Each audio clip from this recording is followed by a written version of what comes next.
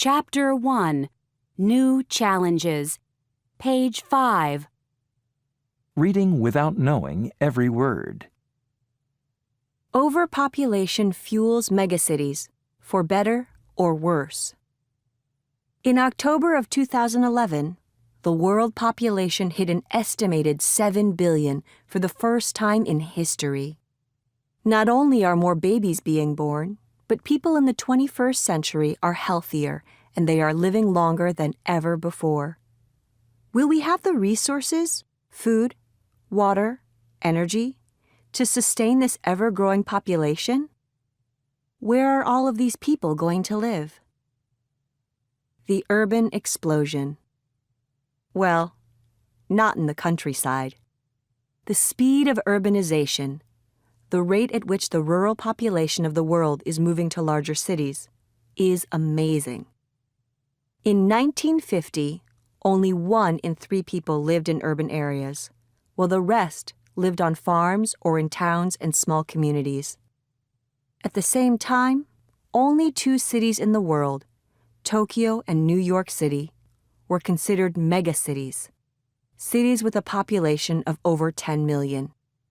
Now, there are 26 megacities and more are being added yearly. Over 180,000 people a day migrate from rural areas to cities. The number of megacities is expected to double over the next 10 to 20 years. Already well on their way to becoming megacities are Belhai in China, Palembang in Indonesia, Chittagong in Bangladesh, Toluca in Mexico, and Ghaziabad, Surat, and Faridabad in India. The traditional pattern has been that industrial revolutions prompt people to abandon the countryside. North America and Europe experienced their industrial revolutions in the 1800s. This was a time when new machines for farming and manufacturing changed human life forever. Farming became more mechanized, and this mechanization meant that fewer people were needed to run a farm. Many country dwellers moved to cities in search of better jobs, higher wages, and an easier life. New problems in many places. In China, the recent Industrial Revolution is the most rapid the world has ever seen. The Chinese economic explosion brought millions of people to the big cities. In January of 2012, China officially announced that more than half of its population was now urban. 51%, or 690.79 million, were living in cities, compared to 656.56 million residing in rural areas.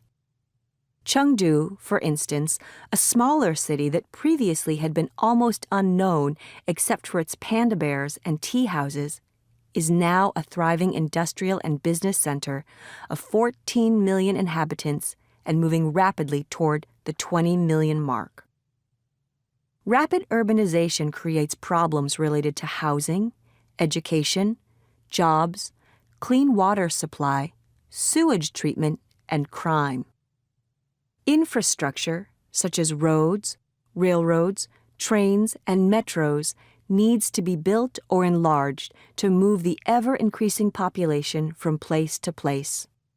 Slums have sprung up around many of the great cities of the world: Rio de Janeiro, Mexico City, Cairo, Mumbai, Beijing, Johannesburg, just to name a few places. An estimated 1 billion people, almost 1/7 of the world's population, live in shanty towns, mainly in Africa, Latin America, and Asia. The highest rate of urban migration is in sub-Saharan Africa.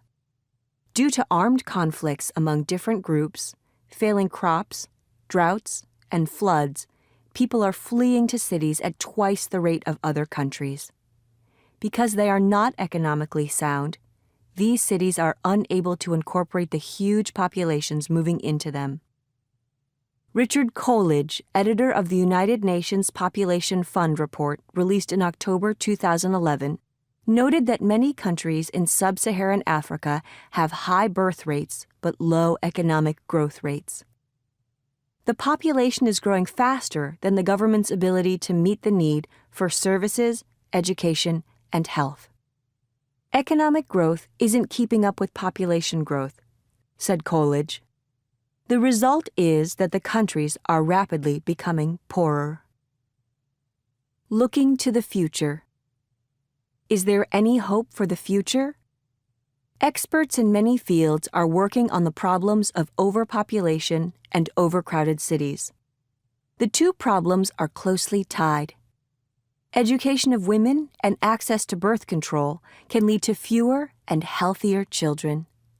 City planners and architects can devise cities that make optimal use of the finite land of the earth. Engineers can work on ways to develop new water sources and improve the infrastructure of cities and the public transportation. Scientists are finding new types of clean energy and ways to reduce carbon emissions. Agricultural expertise can help grow the food to feed the masses. All of this will take international cooperation and vast sums of money. And how does all of this relate to megacities?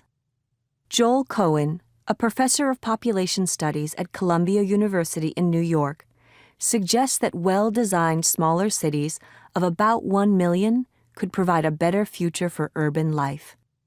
But at the rate the population is growing now, Cohen said, we are going to need to construct a city of 1 million people every 5 days for the next 40 years. Page 19. Go with the flow. Adventure Travel's love-hate relationship with climate change. In late July, Jock Wishart, a 55-year-old professional adventurer from Scotland who has been to the magnetic North Pole so many times that he has lost count, took off for the top of the world once again. This time, however, he packed a paddle for the 450-mile, 725-kilometer journey. Why are Wishart and his crew attempting to become the first to row there? Because, rather suddenly, they can. Climate change has finally melted enough ice and opened enough waterway for boats to reach that far north. 10 years ago, we never would have thought this was remotely possible, says Wishart. His chilling quest is calling attention to the stunning things tourists can do and see, thanks to the Earth's changing landscape. Global warming hasn't exactly led to a boom in the adventure travel industry. Those exotic trips are expensive. One 26-day cruise across the Northeast Passage costs $14,750, and tourists are feeling the economic strain. Plus, climate change has had an adverse effect on activities like coral reef diving and polar bear watching. But as evidenced by Wishart's extreme row to the pole, new adventures are emerging. The reality is that there are more opportunities for travelers to disembark, says Jorge Rodriguez, a marketing manager for Cruceros Australis, which operates cruises from the southern tip of South America. It's just easier to get to places. Take hiking, for example. The Adventure Travel Trade Association, which offers resources to tourists, points out that even those who aren't super physically fit are doing springtime hiking in Greenland and eastern Tibet on mountain trails that had been covered in snow until summer. New trails are opening up in South America.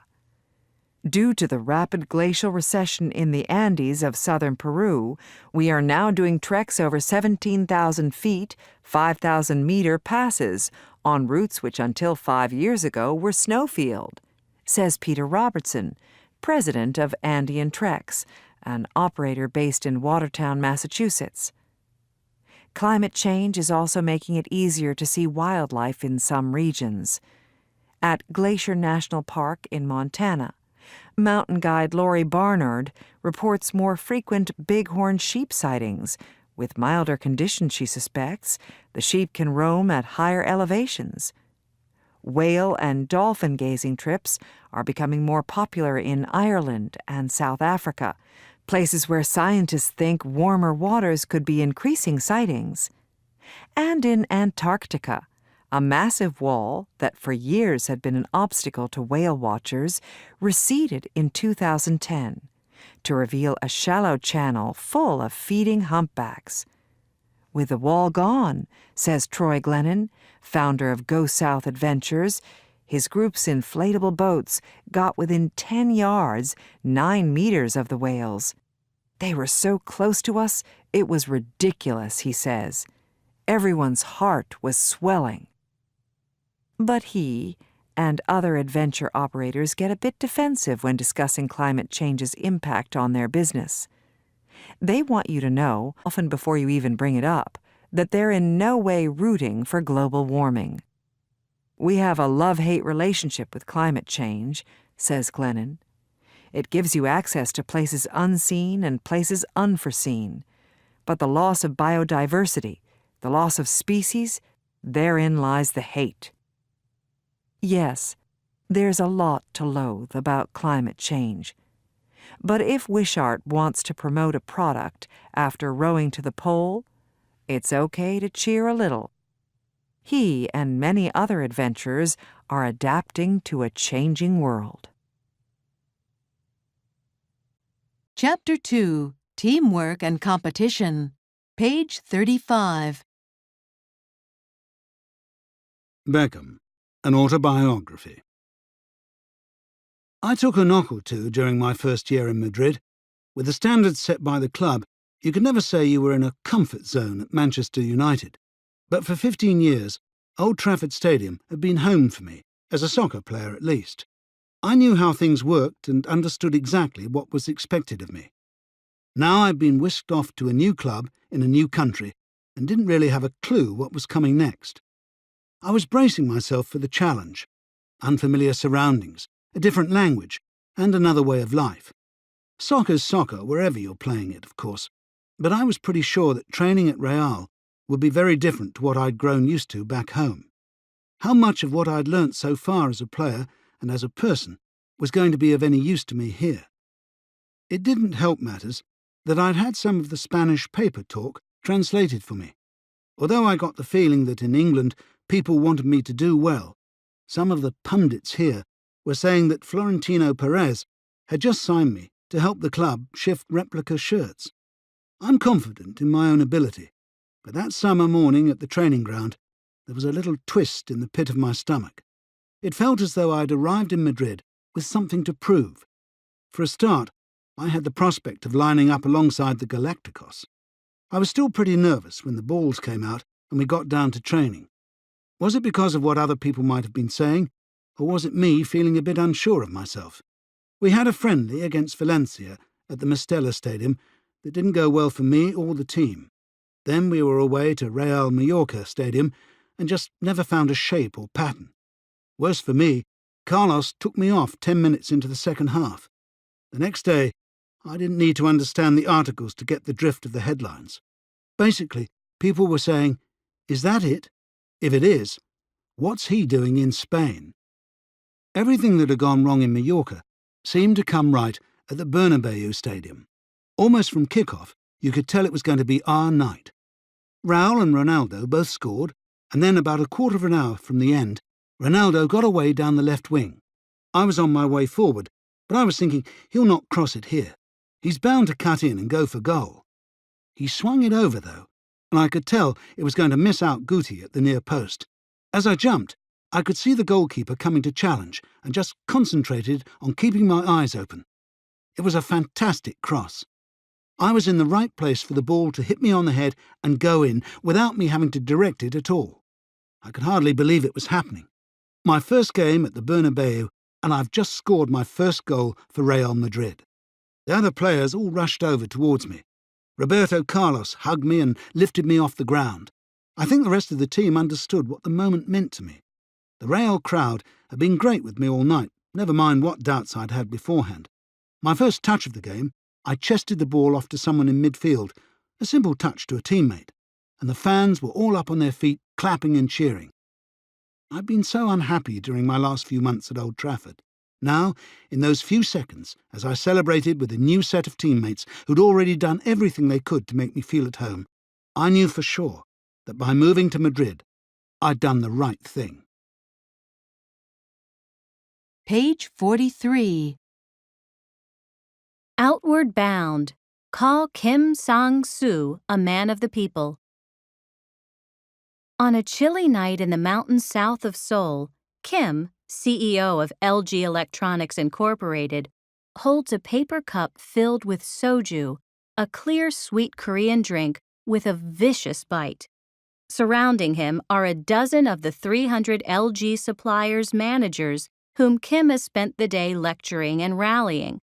They have also been hiking up a snow-covered mountainside, necessary training, he says, for the grand plans he has for South Korea's second-largest electronics firm. At the end of the day, he treats a group of employees to an outdoor barbecue of grilled pork and bowls of fiery red kimchi. "Great people, great company," he barks. "Great company, great company," they chant back. When dancing girls in short skirts and blonde wigs start jiggling to ear-numbing Korean pop music, the tireless Kim, 59, cavorts in a mosh pit of workers near a stage. Later, he ascends the stage himself, microphone in hand, to croon out a popular oldie called Nui, Sister. "We love our CEO," says Kim Young-ki, an LG executive VP. "He shows us a good time." CEOs rarely stoop to carouse with the common man in an Asia dominated by secretive business clans. But Kim is no ordinary Asian boss. He began his career 35 years ago as a nondescript engineer at an LG refrigeration factory, climbed the ranks and claimed the CEO post in October. Now he aims to duplicate the same feat with LG, lifting a company little known outside Asia into the stratosphere of global brands with Sony, Panasonic, and Samsung. "I want to go down in LG history," says Kim. "After death, a tiger leaves its skin. A man leaves his name." LG seems well on its way. Revenues jumped 18% last year to $17 billion, and net profits rose 33% to $556 million.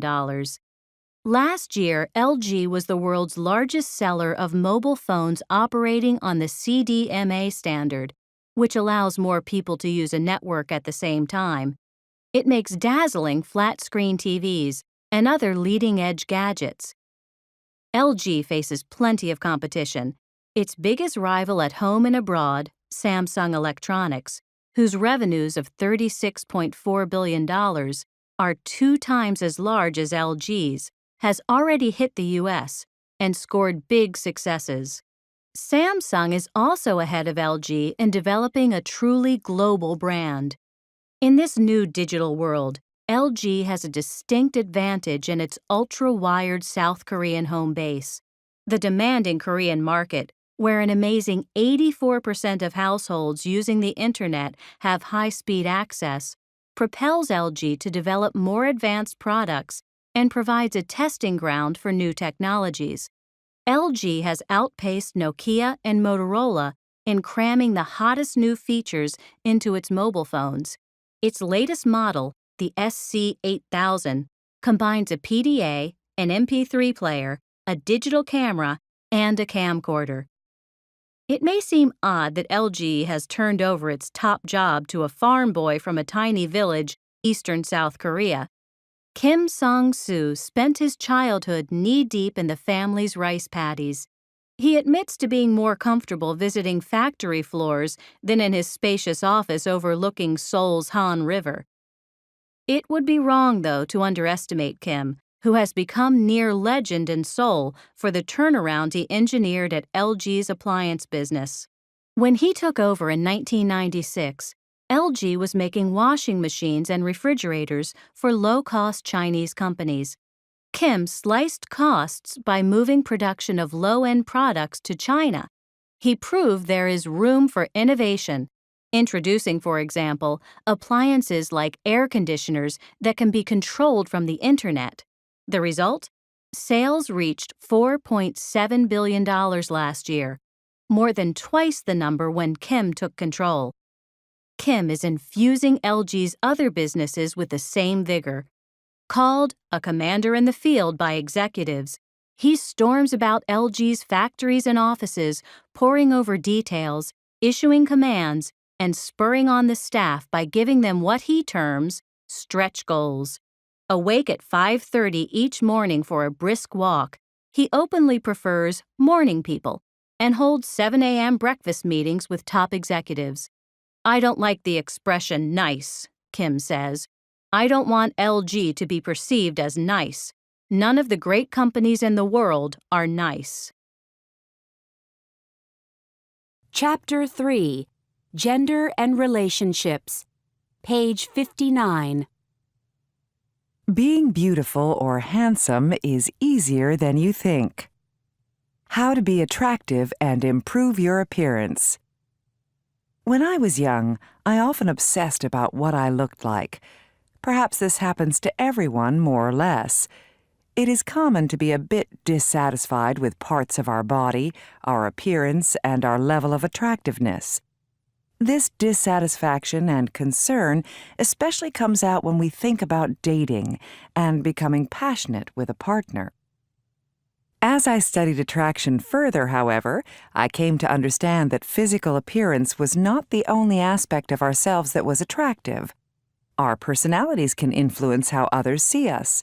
In addition, our confidence and social skills can spark attraction, passion, and intrigue in potential lovers. Eventually, I also discovered that those unchangeable parts of our looks were not driving attraction anyway.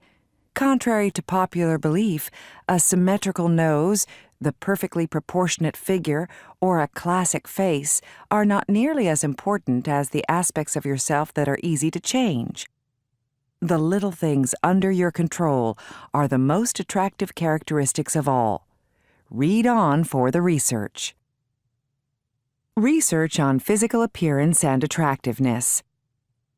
Mehrabian and Blum began their research with a simple idea. They wondered what physical features were most attractive to the opposite sex. More particularly, they wanted to discover the relative importance of stable features. For example, body type and height, versus changeable features, for example, grooming and clothing in physical attractiveness. In essence, they wondered what combinations really made someone attractive. To answer that question, they presented 117 male and female university students with pictures of 76 partners of the opposite sex, varying in different physical features. They had the students rate the attractiveness of the people pictured and also measured their emotional responses. Then, through statistical analysis, the researchers figured out who was attractive and why. Their shocking finding was that by far the most attractive features fell under the category of self-care. These features were changeable aspects like good grooming, neat hair, nice fitting and quality clothing, good posture, and healthy weight. Essentially, the most attractive features about a person, male or female, is that they put forth some effort to shower, groom, select some nice clothes, stand up straight, and manage their diet a bit. No plastic surgery, major gym time, or extensive overhauling required. Coming in at only 1/3 as important as self-care were 3 other feature clusters: masculinity, femininity, and pleasantness. Masculinity, somewhat attractive to women, was comprised of some of the stable features, depending on your gym time, of muscularity, shoulder width, larger chest, and a bigger jaw.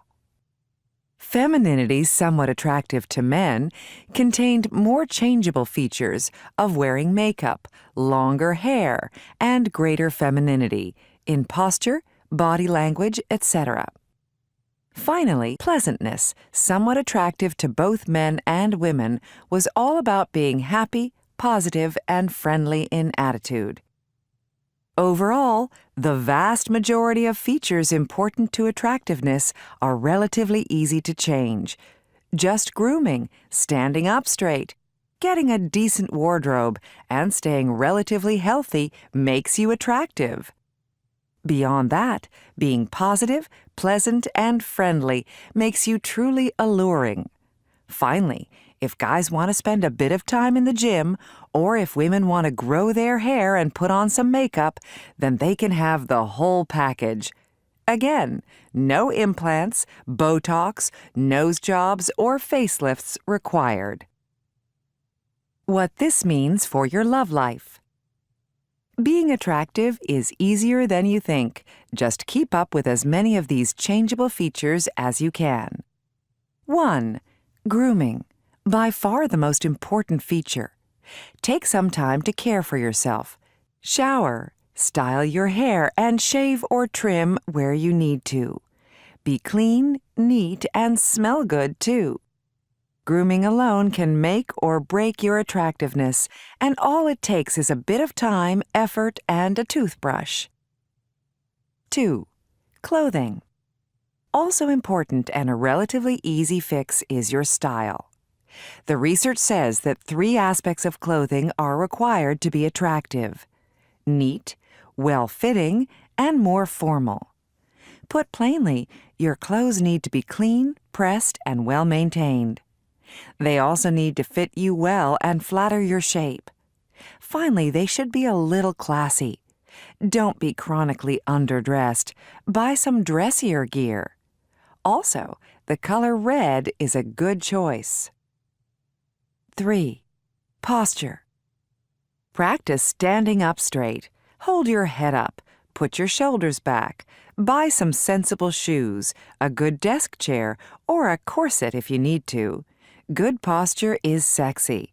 It also contributes to the right body language for dating and relating. 4. Attitude. Remember to put on a happy face. Smile, be pleasant, positive, and friendly. Heck, a good personality can even overshadow other physical issues you may have. So be happy and get a date or keep a lover. 5. Fitness.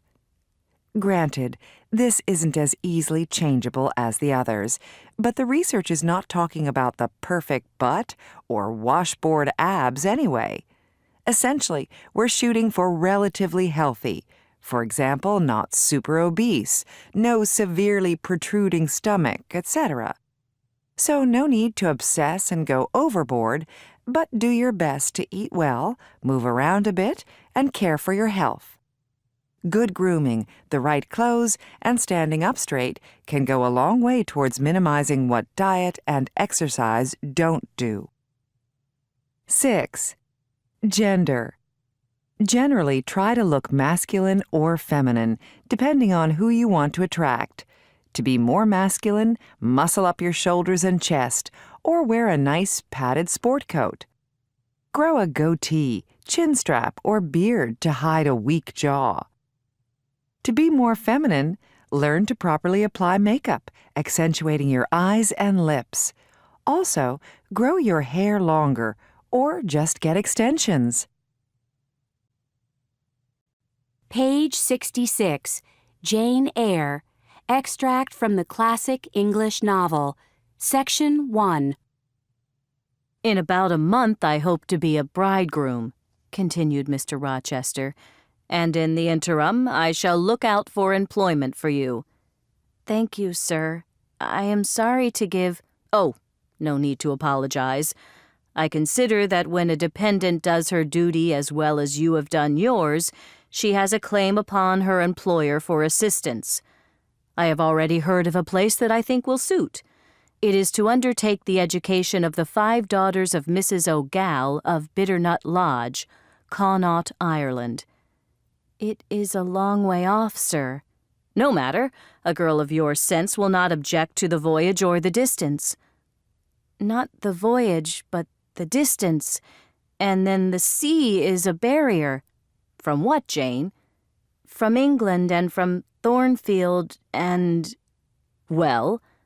From you, sir. I said this almost involuntarily, and my tears gushed out. I did not cry so as to be heard, however. I avoided sobbing. The thought of Mrs. O'Gall and Bitternut Lodge struck cold to my heart, and colder the thought of all the brine and foam destined to rush between me and the master at whose side I now walked, and coldest at the remembrance of the wider ocean, wealth, caste, custom, between me and what I loved. "It is a long way," I again said. "It is, to be sure, and when you get to Bitternut Lodge I shall never see you again, Jane, that's certain.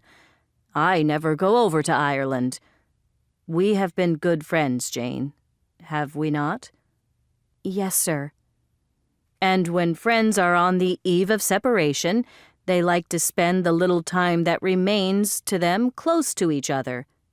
Come, we'll talk over the voyage and the parting quietly, half an hour or so, while the stars enter into their shining life up in heaven. Here is the chestnut tree. Here is the bench at its old roots. Come, we will sit there in peace tonight, though we shall never more be destined to sit there together." He seated me and himself. "It is a long way to Ireland, Janet, and I am sorry to send my little friend on such weary travels. But if I can't do better, how is it to be helped? Are you anything akin to me, do you think, Jane?" I could risk no sort of answer by this time. My heart was full.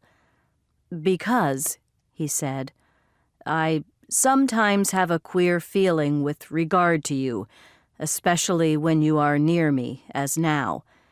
It is as if I had a string somewhere under my left ribs, tightly and inextricably knotted to a similar string situated in the corresponding quarter of your little frame. And if that channel, and 200 miles or so of land come between us, I am afraid that cord of communion will be snapped, and then I've a notion I should take to bleeding inwardly. As for you, you'd forget me."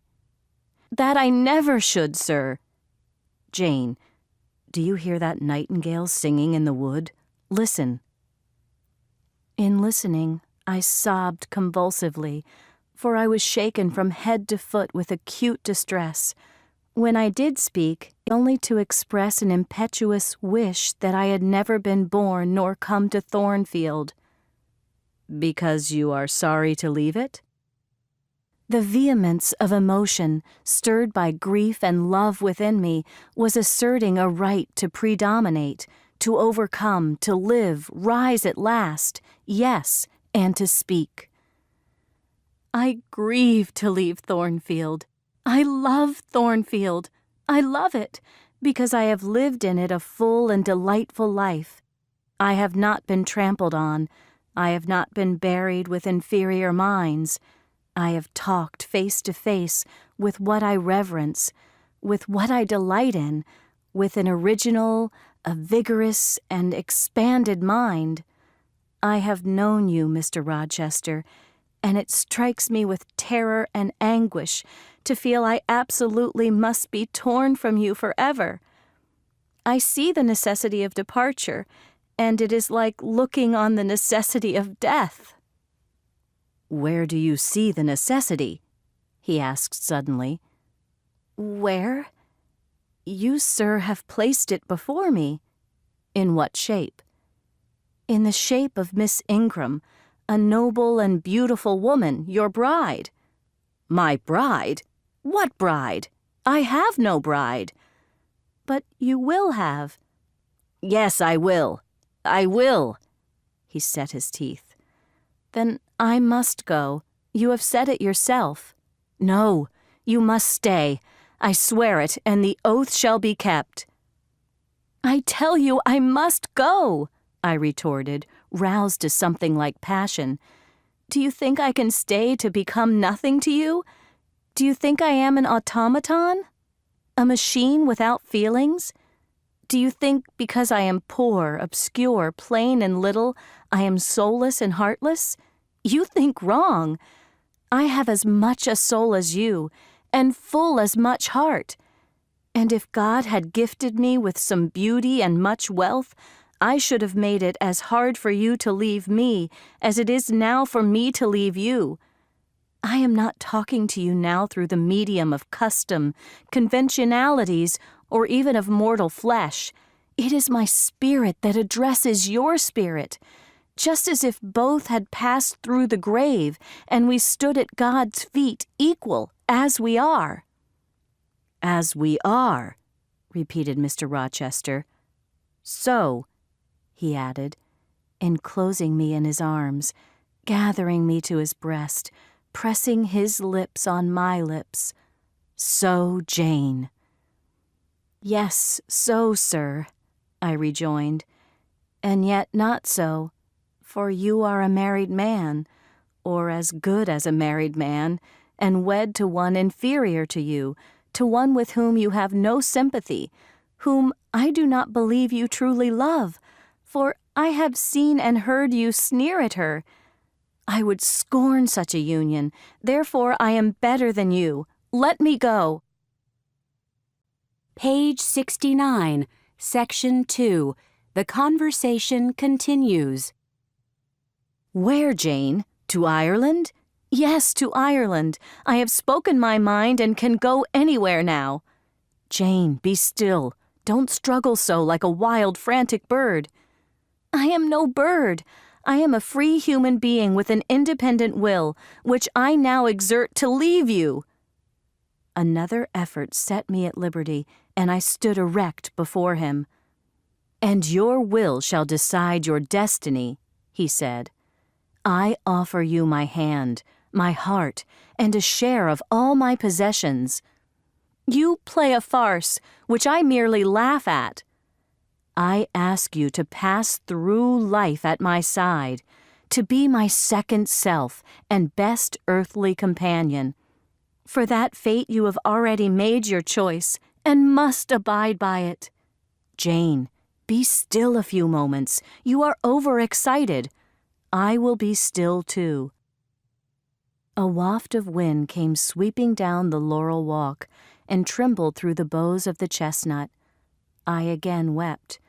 Mr. Rochester sat quiet, looking at me gently and seriously. Some time passed before he spoke. He at last said, "Come to my side, Jane, and let us explain and understand each other." I will never again come to your side. But, Jane, I summon you as my wife. It is you only I intend to marry. I was silent.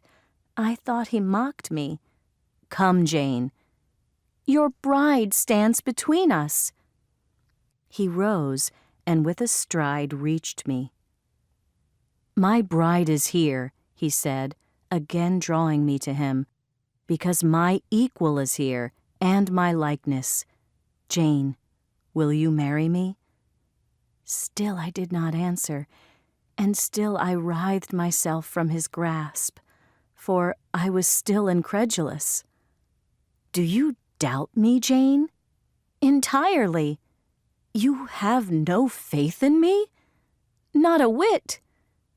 Am I a liar in your eyes? He asked passionately. Little skeptic, you shall be convinced. What love have I for Miss Ingram? None, and that you know. What love has she for me? None, as I have taken pains to prove. I caused a rumor to reach her that my fortune was not a third of what was supposed, and after that I presented myself to see the result. It was coldness. I would not, I could not marry Miss Ingram. You strange, you almost unearthly thing, I love as my own flesh. You, poor and obscure and small and plain as you are, I entreat to accept me as a husband." "What, me?" "You, Jane. I must have you for my own, entirely my own. Will you be mine? Say yes quickly." "Mr. Rochester, let me look at your face. Turn to the moonlight." "Why?" "Because I want to read your countenance. Turn." There, you will find it scarcely more legible than a crumpled, scratched page. "Read on, only make haste, for I suffer." His face was very much agitated and flushed, and there were strange gleams in the eyes. "Jane, you torture me!" he exclaimed. "With that searching and yet faithful and generous look, you torture me. Jane, accept me quickly. Say, Edward. Give me my name. Edward, I will marry you." "Are you in earnest? Do you truly love me? Do you sincerely wish me to be your wife?" "I do, and if an oath is necessary, I swear it." "Then, sir, I will marry you." Chapter 4. Health and Leisure. Page 81. Eat like a peasant. Feel like a king. Research around the globe points to a recipe for well-being. Eat simple foods, not elite treats. Start with miso soup, a classically simple Japanese recipe. For an appetizer, try a small plate of pasta al pesto. On to the main course. Grilled Chinook salmon with steamed Chinese cabbage on the side. End with a Greek salad sprinkled with olive oil and a New Zealand kiwi fruit for dessert. An eclectic menu to be sure, but it could contain some of the world's healthiest dishes. Miso soup, according to recent Japanese research, may help prevent cancer, as may cabbage. Salmon, olive oil, and the garlic in pesto can all help fight heart disease. Even kiwi is rich in fiber, potassium, and vitamin C. In the last few years, nutritionists have been studying such international superfoods, dishes from around the globe that may hold the key to healthy eating. They're building on research that began in the 40s and 50s, when researchers first realized that a country's diet is intimately connected to the health of its people. Since then, an explosion of medical studies has produced a flood of information on diverse human diets, from the Inuit of the Arctic to the Bushmen of Africa's Kalahari Desert. But the globe-trotting researchers have done more than discover the best features of each country's cuisine. They've also demonstrated broad nutritional principles that apply to people all over the world, and their clearest finding is a sobering one. In many countries, they've found, the healthiest diet is simple, inexpensive, traditional fare, precisely the diet that people abandon as they move into affluence. Japanese immigrating from the high-carbohydrate Pacific to high-fat America have a greater risk of heart disease the more westernized their diet becomes. The same pattern holds for developing nations that emerge from poverty into prosperity. Poor people who can't get enough to eat are at risk, of course, whatever their diet. But as a country's food becomes richer, the scourges of poverty, infectious disease, and malnutrition are replaced by the diseases of civilization: arteriosclerosis, certain cancers, obesity. The simple, ideal diet, often called the peasant diet, is the traditional cuisine of the relatively poor agrarian countries. It's usually based on a grain, rice, wheat, corn, fruits and vegetables, small amounts of meat, fish, eggs, or dairy products, and a legume. The advantages are obvious: low fat and high fiber, with most calories coming in the grains and legumes. A low-fat, high-fiber diet is a preventive diet for heart disease, certain cancers, hypertension, adult-onset diabetes, obesity, says Dr. Wayne Peters, director of the Lipid Consultation Service of Massachusetts General Hospital. Early diets: nuts and plants. According to Peters, we evolved eating a low-fat diet, and that's what our genetic composition is really designed to handle. Studies of one of the world's most primitive diets, and one of the healthiest ones, back him up. In southern Africa's Kalahari Desert, some tribes still eat as early humans did, hunting and gathering. Hunting and gathering may not have been such a bad way of life, says Richard Lee, an anthropologist at the University of Toronto who has studied the Kung tribe since the 1960s. The main element of the Kung diet is the mongongo, an abundant nut eaten in large quantities. They routinely collect and eat more than 105 edible plant species. Meat is secondary. Another student of the Kung, Stuart Truswell, a professor of human nutrition at Australia's University of Sydney, says their eating schedule is really continual snacking, the gathering, punctuated by occasional feasts after a successful hunt. They are nutritionally healthy, the only shortfall being fairly low caloric intake. Few people, though, would choose a Kung diet, or even a simple peasant diet from Western Europe, which is now much less common there. In an affluent society, it takes willpower to keep fat intake down to the recommended maximum, 30% of total calories. The average American gets more than 40% of his or her calories from fat. When a country reaches a certain level of affluence, as the US and Japan, grain and beans give way to beef and butter. In India, for example, many middle-income people are now gaining weight on a rich diet, even though the poor half of the population still can't afford enough to eat.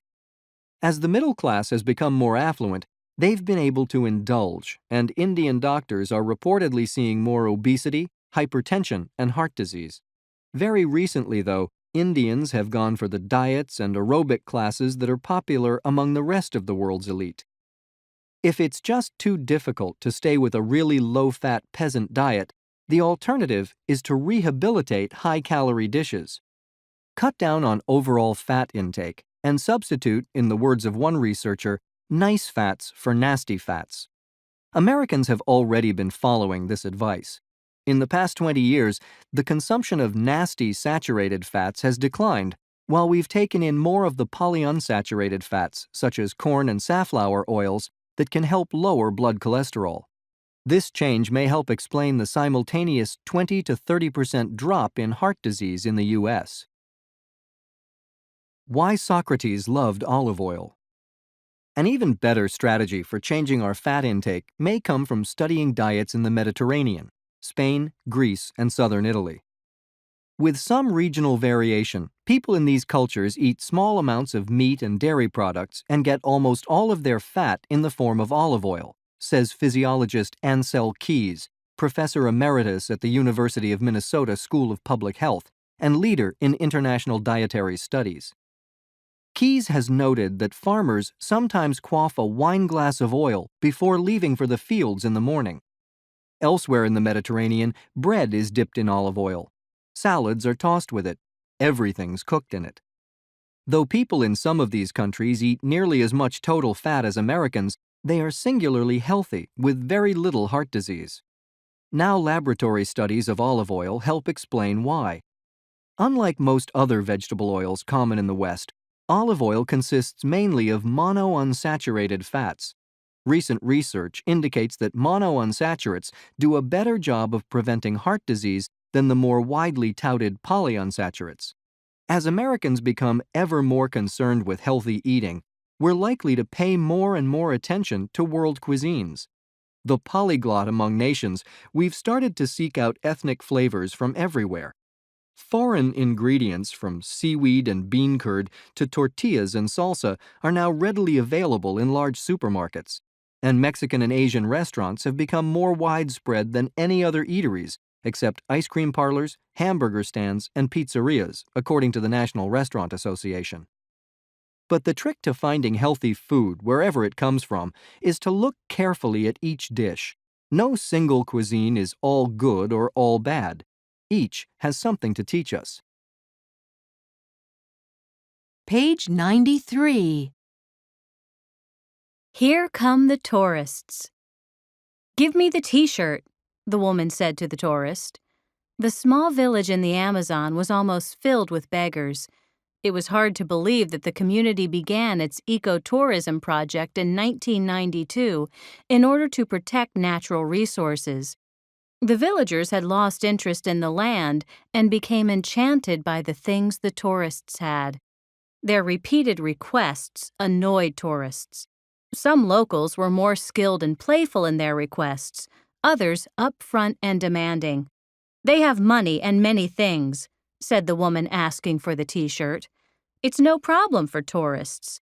It is easy for the locals to perceive tourists as incredibly wealthy. The entire tourist experience revolves around money and purchases. The community itself is being purchased. Tourists are super consumers who bring their foreign languages and communications, strange and inappropriate clothing, and cameras into the community. In the context of a brief visit, sometimes an overnight, few real friendships are formed between tourists and locals. Tourists are eager for adventure, or at least the perfect photo opportunity. If the tourist becomes upset in the midst of the excitement, the local usually pays the price. But these strange people sometimes give away token gifts to locals, even money. This results in begging, which becomes increasingly widespread as locals begin to see themselves as poor and tourists as rich. The psychological pressure of viewing oneself as poor or backward can manifest itself in crimes not previously common in a community.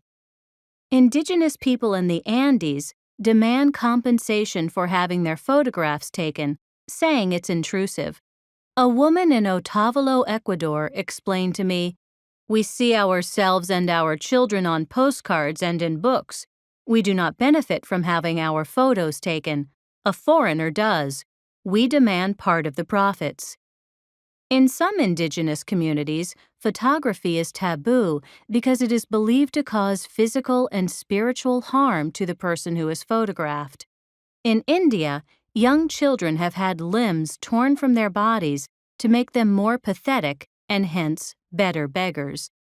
Adults who commit this violence often have several children who work for them. Other forms of begging, sometimes found amusing by tourists, offend many locals. An indigenous leader from Panama told me, "It breaks my heart to see the young boys swimming after the coins the tourists throw in the water. We spent years acquiring our rights to these lands. Now with tourism, the people here do not care about the land anymore. They just want tourist dollars." While tourists believe they can contribute to destination communities, locals don't always agree. Money spent by budget travelers, especially backpackers, may go into the local economy. They tend to stay in cheaper hotels and eat in cheaper restaurants owned by locals, and so get closer to the local culture.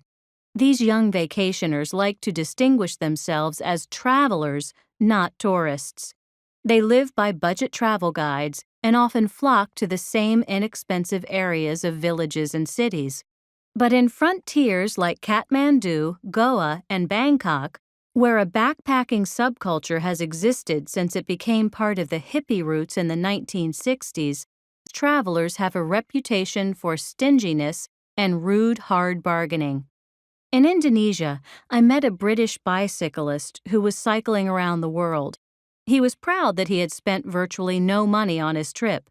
He lived with families that took him in every night from the road and ate what was offered to him by people he met along his way.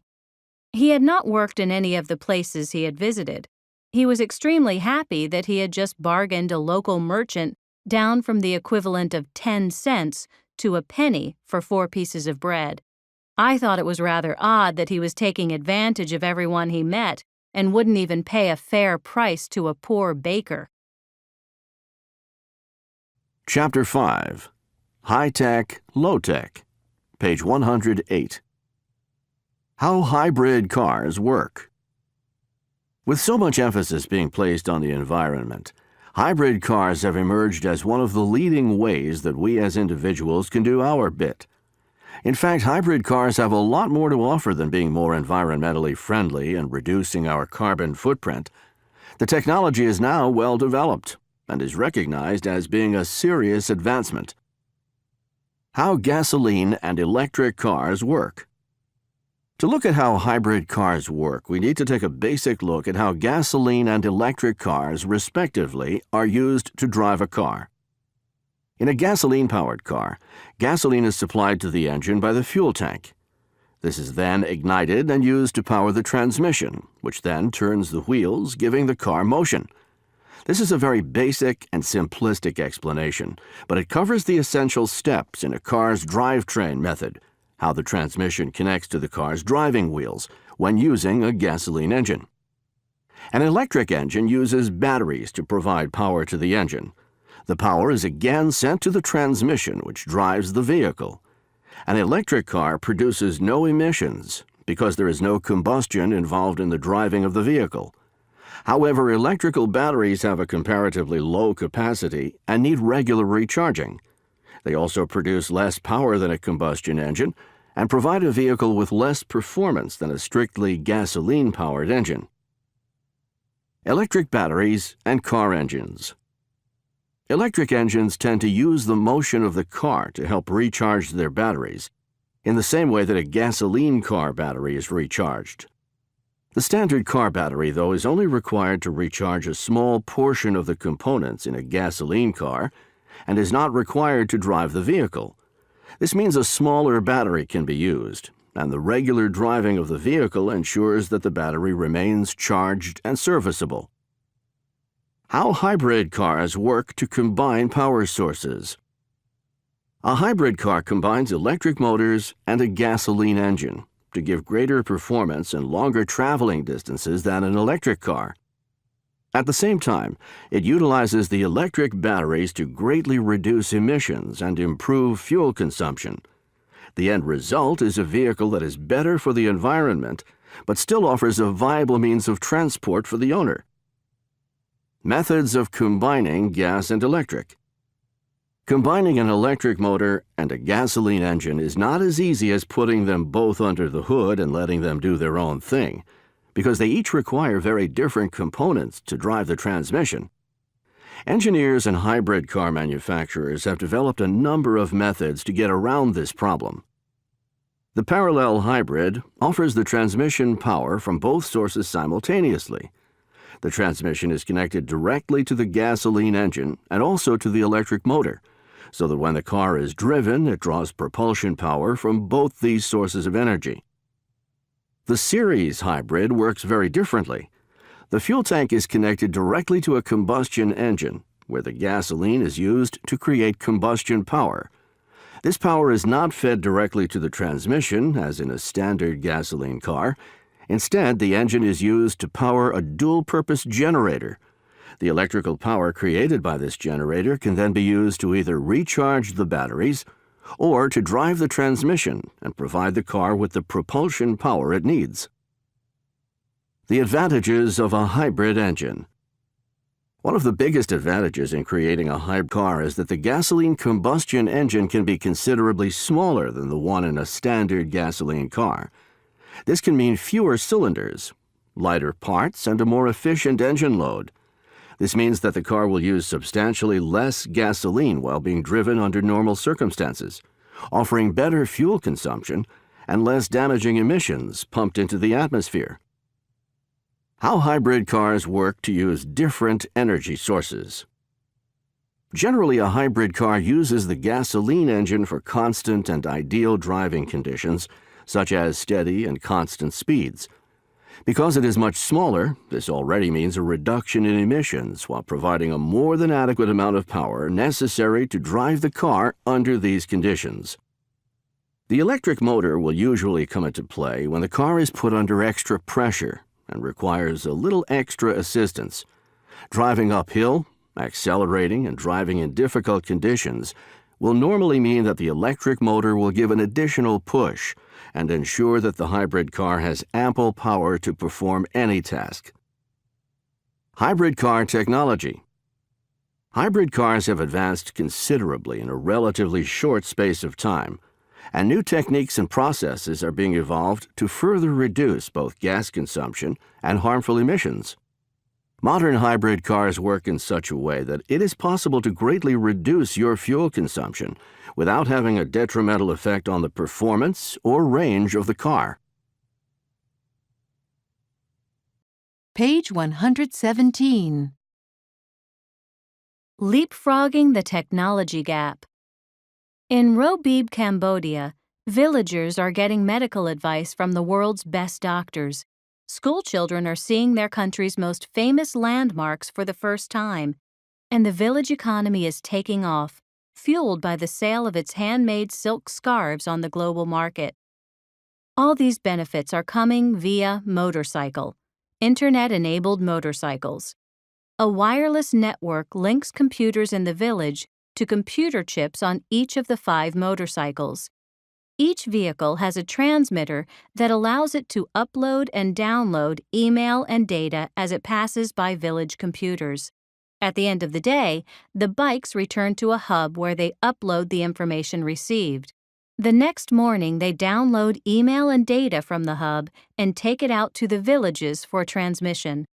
Villages like Robib have been described as leapfroggers, communities or even whole countries in the developing world that are using information and communication technologies to leapfrog directly from being an agricultural to an information economy. It's a phenomenon that combines technology, high and low in innovative ways, and is generating not only economic benefits, but a new world of education, social, and political opportunities. In highly developed countries, the information economy has emerged from a long evolution.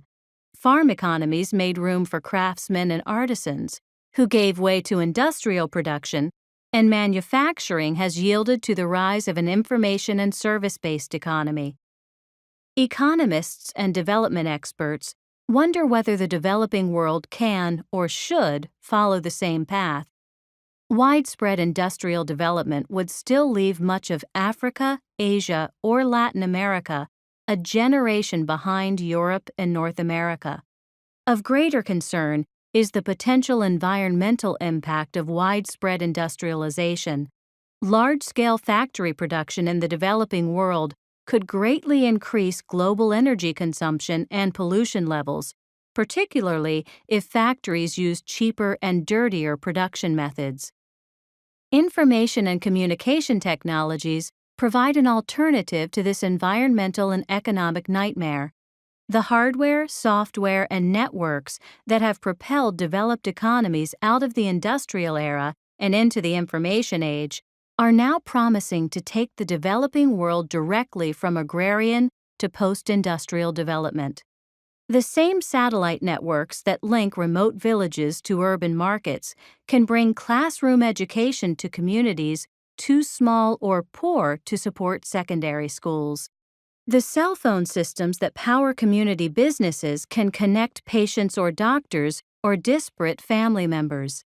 The internet kiosks that access a global marketplace can also be used to access political information or organize grassroots campaigns in emerging democracies.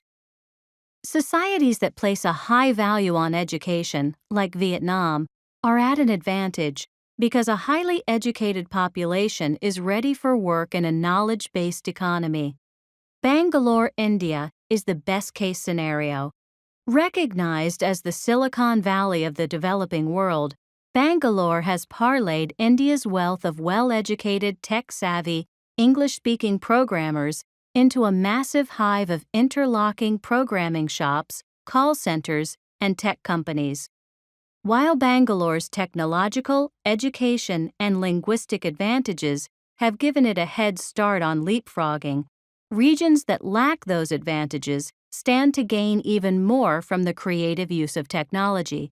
Indeed, the countries that stand to benefit most from a leapfrogging strategy are those with limited infrastructure, limited education access, and limited literacy rates. In Bolivia, a rural radio station uses the internet to answer questions from listeners, like the farmer who wanted help dealing with a worm that was devouring his crops. Working online, the station found a Swedish expert who identified the worm and broadcast the information on pest control to the entire community. The development community has placed a great emphasis on being able to meet basic development objectives, says Richard Simpson, the director of e-commerce for Industry Canada. It is not about rich countries getting richer. It's not even about emerging economies. It's about countries at every stage of development using technology in a way that is appropriate to their needs. Needs like those of Nalavadu, a village in Pondicherry, India, a region in which many people live on incomes of less than $1 a day. Pondicherry's information and communications technology development strategy traces back to a 1998 project that brought internet-linked telecenters to the region's villages. Today, villagers routinely use the internet to access information that helps them sell their crops at the latest commodity prices, obtain medical advice, and track regional weather and transport. How does that kind of technology affect daily life? Just look at what happened in the village of Nalavadu. Vijaya Kumar Gunasekaran, the son of a Nalavadu fisherman, learned of December's earthquake and tsunami, 2004, from his current home in Singapore. When Gunasekaran called home to warn his family, they passed along the warning to fellow villagers, who used the village's telecenter to broadcast a community alarm. Thanks to that alarm, the village was evacuated, ensuring that all 3,600 villagers survived.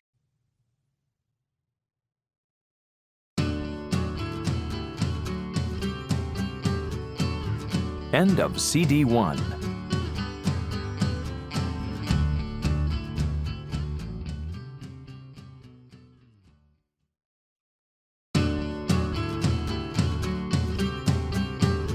CD 1. Mosaic 1 Reading by Brenda Wegman and Mickey Kniezevich. Copyright 2013 by the McGraw-Hill Companies, Incorporated. No part of this publication may be reproduced or distributed in any form or by any means, or stored in a database or retrieval system without the prior written consent of the McGraw-Hill Companies, Incorporated, including but not limited to any network or other electronic storage or transmission for broadcast or distance learning.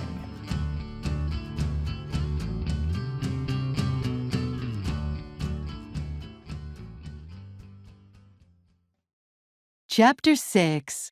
Money Matters. Page 132. Executive takes chance on pizza, transforms Spain. Madrid, Spain. Leopoldo Fernandez was earning $150,000 a year as an executive in Spain with Johnson & Johnson when he decided to open a pizzeria on the side. Keep in mind, I knew nothing about pizza. My job was about selling heart valves, heart monitors, surgical instruments, said the 47-year-old Cuban-American, a former marketing director for the U.S. Medical Supply Company.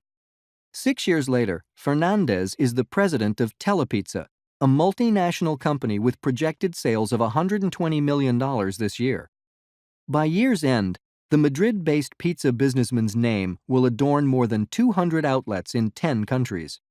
The company, one of the first to answer a need for convenience goods in modernizing Spain, may even be the world's fastest-growing pizza chain, according to a recent issue of the trade magazine Pizza Today and research by Telepizza. I thought I'd just open 5 little stores and keep my job at Johnson & Johnson, recalled Fernandez in an interview as he puffed a $5 Cuban cigar. 2 small Cuban flags are placed on his desktop. Success came so quickly. My biggest problem has been keeping on top of the growth money management, people management, training.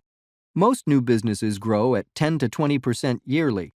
We've grown at 10% a month since we opened, Fernandez said. After his first shop prospered in Madrid, Fernandez left his job, sold his house and stocks, and cobbled together $300,000 to put into the business. From then on, new pizzerias opened rapidly, first in Spain and then abroad. At the time Telepizza began in the late 1980s, pizzas were available in Spain only in Italian restaurants, and home delivery of any food was rare. But with more women in the workplace and Spain still modernizing, there was a growing need for convenience foods. Telepizza's success is widely credited with setting off a boom in home-delivered fast food in Spain. Hundreds of motorbikes now ply Madrid's streets, delivering everything from pizza to traditional specialties like Spanish tortillas, egg and potato omelets, and paella. Like the Domino's chain of U.S. fame, Telepizza's pies come fast. The company guarantees that pizzas will arrive in under 30 minutes, depending on where customers live. They are fairly affordable, with a pie for up to 4 people costing $13, compared with $6 for a McDonald's Quarter Pounder, fries, and Coke undelivered. Some say Spain's growing appetite for fast food is undermining the country's healthy Mediterranean diet. There's a saying, when we were poor, we made better eating choices than we do now, said Consuelo Lopez Nomdedeu, a nutritionist with the government-run National College of Health. But Fernandez dismissed such complaints. The key is variety in the diet, he said. I wouldn't eat pizza daily or hamburgers, nor would I eat Spanish dishes like lentils or garbanzos. Along with crediting the untapped Spanish market for his success, Fernandez noted that growing up as an immigrant in the United States probably also helped. Like many other refugees fleeing the Castro Revolution, Fernandez moved to Florida from Cuba in 1960 with his parents. An immigrant has to find ways to succeed because he's on the bottom, said Fernandez, who also has worked for Procter & Gamble Company, the leading U.S. consumer products company. Here, my advantage is that I understand Spanish mentality better than Americans do, and I understand Americans better than Spaniards do, Fernandez said. So far, his recipe for success is working. Fernandez said Telepizza outsells its 3 biggest rivals in Spain, Domino's, Pizza Hut, and Pizza World combined. The company has a fleet of more than 2,000 motorbikes in Spain and sells 25,000 pizzas daily in the Spanish market. About 2/3 of Telepizza outlets in Spain are franchises, while 90% of the 40 stores abroad are company-owned. In addition to Spain, there are Telepizza outlets located in Colombia, Chile, Portugal, Belgium, Greece, and Poland, with stores in Brazil set to open before year's end. We plan to go into the U.S. in due time, Fernandez said. For now, we are maturing and learning from growth markets. Page 141. The luncheon. I caught sight of her at the play, and in answer to her beckoning, I went over during the interval and sat down beside her. It was long since I'd last seen her, and if someone had not mentioned her name, I hardly think I would have recognized her. She addressed me brightly. "Well, it's many years since we first met. How time does fly. We're none of us getting any younger. Do you remember the first time I saw you? You asked me to luncheon." Did I remember? It was 20 years ago, and I was living in Paris. I had a tiny apartment in the Latin Quarter overlooking a cemetery, and I was earning barely enough money to keep body and soul together. She had read a book of mine and had written to me about it. I answered, thanking her, and presently I received from her another letter saying that she was passing through Paris and would like to have a chat with me. But her time was limited, and the only free moment she had was on the following Thursday. She was spending the morning at the Luxembourg, and would I give her a little luncheon at Foyot's afterwards. Foyot's is a restaurant at which the French senators eat, and it was so far beyond my means that I had never even thought of going there. But I was flattered, and I was too young to have learned to say no to a woman. Few men, I may add, learn this until they are too old to make it of any consequence to a woman what they say. I had 80 francs, gold francs, to last me the rest of the month, and a modest luncheon should not cost more than 15. If I cut out coffee for the next 2 weeks, I could manage well enough. I answered that I would meet my friend by correspondence at Foyot's on Thursday at 12:30. She was not so young as I expected, and in appearance imposing rather than attractive. She was, in fact, a woman of 40, a charming age, but not one that excites a sudden and devastating passion at first sight. And she gave me the impression of having more teeth, white and large, and even, than were necessary for any practical purpose. She was talkative, but since she seemed inclined to talk about me, I was prepared to be an attentive listener. I was startled when the bill of fare was brought, for the prices were a great deal higher than I had anticipated. But she reassured me. "I never eat anything for luncheon," she said. "Oh, don't say that," I answered generously. "I never eat more than one thing. I think people eat far too much nowadays. A little fish, perhaps. I wonder if they have any salmon." Well, it was early in the year for salmon, and it was not on the bill of fare, but I asked the waiter if there was any. Yes, a beautiful salmon had just come in. It was the first they'd had. I ordered it for my guest. The waiter asked her if she would have something while it was being cooked. "No," she answered. "I never eat more than one thing, unless you had a little caviar. I never mind caviar." My heart sank a little. I knew I could not afford caviar, but I could not very well tell her that. I told the waiter by all means to bring caviar. For myself, I chose the cheapest dish on the menu, and that was a mutton chop. "I think you're unwise to eat meat," she said. "I don't know how you can expect to work after eating heavy things like chops. I don't believe in overloading my stomach." Then came the question of drink. "I never drink anything for luncheon," she said. "Neither do I," I answered promptly. "Except white wine." She proceeded as though I had not spoken. "These French white wines are so light. They're wonderful for the digestion." "What would you like?" I asked, hospitable still, but not exactly effusive. She gave me a bright and amicable flash of her white teeth. "My doctor won't let me drink anything but champagne." I fancy I turned a trifle pale. I ordered half a bottle. I mentioned casually that my doctor had absolutely forbidden me to drink champagne. "What are you going to drink, then?" "Water." She ate the caviar, and she ate the salmon. She talked gaily of art and literature and music. But I wondered what the bill would come to. When my mutton chop arrived, she took me quite seriously to task. "I see that you're in the habit of eating a heavy luncheon. I'm sure it's a mistake. Why don't you follow my example and eat just one thing? I'm sure you'd feel ever so much better for it." "I am only going to eat one thing," I said, as the waiter came again with the bill of fare. She waved him aside with an airy gesture. No, I never eat anything for luncheon. Just a bite. I never want more than that, and I eat that more as an excuse for conversation than anything else. I couldn't possibly eat anything more, unless they had some of those giant asparagus. I should be sorry to leave Paris without having some of them." "Madame wants to know if you have any of those giant asparagus," I asked the waiter.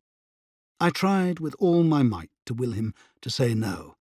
A happy smile spread over his broad, priest-like face, and he assured me that they had some so large, so splendid, so tender, that it was a marvel. "I'm not in the least hungry," my guest sighed, "but if you insist, I don't mind having some asparagus." I ordered them. "Aren't you going to have any?"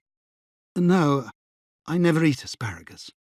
"I know there are people who don't like them. The fact is, you ruin your palate by all the meat you eat." We waited for the asparagus to be cooked. Panic seized me. It was not a question now of how much money I should have left over for the rest of the month, but whether I had enough to pay the bill. It would be mortifying to find myself 10 francs short and be obliged to borrow from my guest. I could not bring myself to do that. I knew exactly how much I had, and if the bill came to more, I had made up my mind that I would put my hand in my pocket and with a dramatic cry start up and say it had been picked. Of course, it would be awkward if she had not money enough either to pay the bill. Then the only thing would be to leave my watch and say I would come back and pay later. The asparagus appeared. They were enormous, succulent, and appetizing. The smell of the melted butter tickled my nostrils as the nostrils of Jehovah were tickled by the burned offerings of the virtuous Semites. I watched the abandoned woman thrust them down her throat in large, voluptuous mouthfuls, and in my polite way I discoursed on the condition of the drama in the Balkans. At last she finished. "Coffee?" I asked. "Yes, just an ice cream and coffee," she answered. I was past caring now, so I ordered coffee for myself and an ice cream and coffee for her. "You know, there's one thing I thoroughly believe in," she said as she ate the ice cream. "One should always get up from a meal feeling one could eat a little more." "Are you still hungry?" I asked faintly. "Oh, no, I'm not hungry. You see, I don't eat luncheon. I have a cup of coffee in the morning and then dinner, but I never eat more than one thing for luncheon. I was speaking for you." "Oh, I see." Then a terrible thing happened. While we were waiting for the coffee, the head waiter, with an ingratiating smile on his false face, came up to us bearing a large basket full of peaches. They had the blush of an innocent girl. They had the rich tone of an Italian landscape. But surely peaches were not in season then. Lord knew what they cost.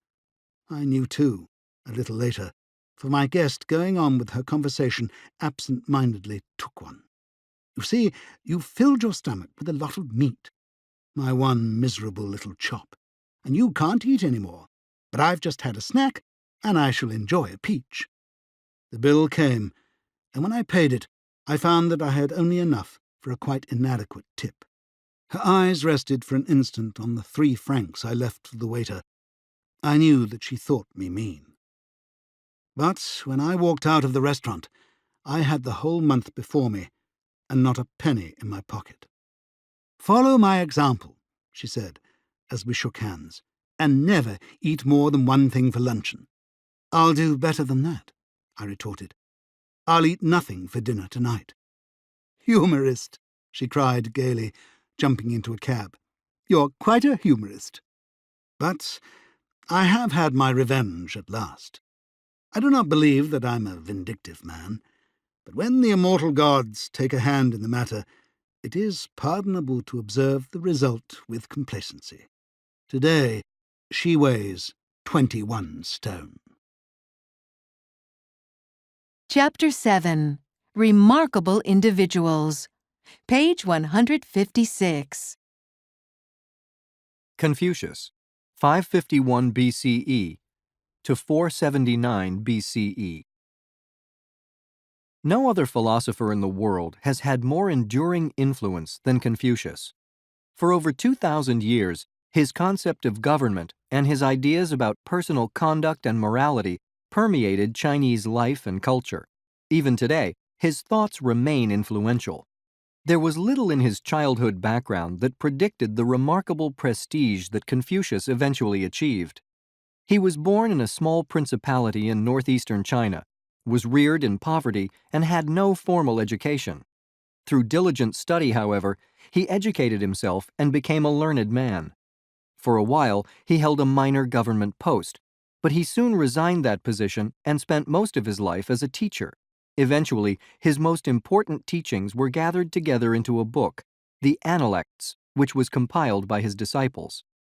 The 2 cornerstones of his system of personal conduct were Zhen and Li. Zhen might be defined as benevolent concern for one's fellow men. Li is a term less easily translated. It combines the notions of etiquette, good manners, and due concern for rituals and customs. Confucius believed that a man should strive after truth and virtue rather than wealth, and in his personal life he seems to have acted on that principle. In addition, he was the first major philosopher to state the Golden Rule, which he phrased as, "Do not do unto others that which you would not have them do unto you." Confucius believed that respect and obedience are owed by children to their parents, by wives to their husbands, and by subjects to their rulers. But he was never a defender of tyranny. On the contrary, the starting point of his political outlook is that the state exists for the benefit of the people, not the rulers. Another of his key political ideas is that a leader should govern primarily by moral example rather than by force. Confucius did not claim to be an innovator, but always said that he was merely urging a return to the moral standards of former times. In fact, however, the reforms which he urged represented a change from and a great improvement over the governmental practices of earlier days. At the time of his death, Confucius was a respected but not yet greatly influential teacher and philosopher. Gradually, though, his ideas became widely accepted throughout China. Then, in the 3rd century BCE, Shi Huangti united all of China under his rule and decided to reform the country entirely and make a complete break with the past. Shi Huangti, therefore, decided to suppress Confucian teachings, and he ordered the burning of all copies of Confucius' works. He also ordered the destruction of most other philosophical works. Most Confucian books were indeed destroyed, but some copies survived the Holocaust, and a few years later, after the dynasty founded by the first emperor had fallen, Confucianism re-emerged. Under the next dynasty, the Han, Confucianism became the official state philosophy, a position it maintained throughout most of the next 2 millennia. Indeed, for much of that period, the civil service examinations in China were based primarily on knowledge of Confucian classics. Since those examinations were the main route by which commoners could enter the administration and achieve political power, the governing class of the largest nation on earth was largely composed of men who had carefully studied the works of Confucius and absorbed his principles. This enormous influence persisted until the 19th century, when the impact of the West created revolutionary changes in China. Then, in the 20th century, the Communist Party seized power in China. It was their belief that in order to both modernize China and to eliminate economic injustice, it was necessary to make radical changes in society. As the ideas of Confucius were highly conservative, the Communists made a major effort to eradicate his influence, the first such effort since Shi Huangti 22 centuries earlier. Page 161. Courage begins with one voice. There is a common lament that there are no more heroes. That perception is wrong. I have spent the last 2 years interviewing 51 people from 40 countries about the nature of courage. Imprisoned, tortured, threatened with death, these women and men spoke to me with compelling eloquence on the subjects to which they have devoted their lives and for which they are willing to sacrifice them, from free expression to women's rights, from environmental defense to eradicating slavery. Among them are the internationally celebrated, including Nobel Prize laureates. But most of them are unknown and, as yet, unsung beyond their national boundaries. Their determination, valor, and commitment in the face of overwhelming danger challenge each of us to take up the torch for a more decent society. Kailash Satyarthi, India. Small children of 6, 7 years and older are forced to work 14 hours a day without a break or a day for rest, says Kailash Satyarthi, of the more than 6 million children in India who work in bonded labor, a form of slavery where a desperate family is forced to hand over a child as guarantee for a debt. If they cry for their parents, they are beaten and tortured. They are often kept half-fed and are not permitted to talk or laugh out loud. Since 1990, Satyarthi has helped to free more than 40,000 people, including 28,000 children, from overcrowded, filthy, and isolated factories, particularly in the massive carpet industry. I have faced threats, and 2 of my colleagues have been killed, says Satyarthi, who heads the South Asian Coalition on Child Servitude. But I think of it all as a test. If you decide to stand up against such social evils, you have to be fully prepared, physically, mentally, and spiritually. Václav Havel, Czech Republic. The crisis of authority is one of the causes for all the atrocities we are seeing in the world today, says Václav Havel, 63, Czechoslovakia's leading playwright and a writer of compelling essays on repression and dissent. The post-communist world presented a chance for new moral leaders, but gradually people were repressed and much of that opportunity was lost. In 1989, he was elected president of the newly formed Czech Republic, the first non-communist leader in more than 40 years. Havel remains one of democracy's most principled voices. There are certain leaders one can respect, like the Dalai Lama, he says. Although often they have no hope, they are still ready to sacrifice their lives and their freedom. They are ready to assume responsibility for the world, or the part of the world they live in. Courage means going against majority opinion in the name of the truth. Kek Galabru, Cambodia.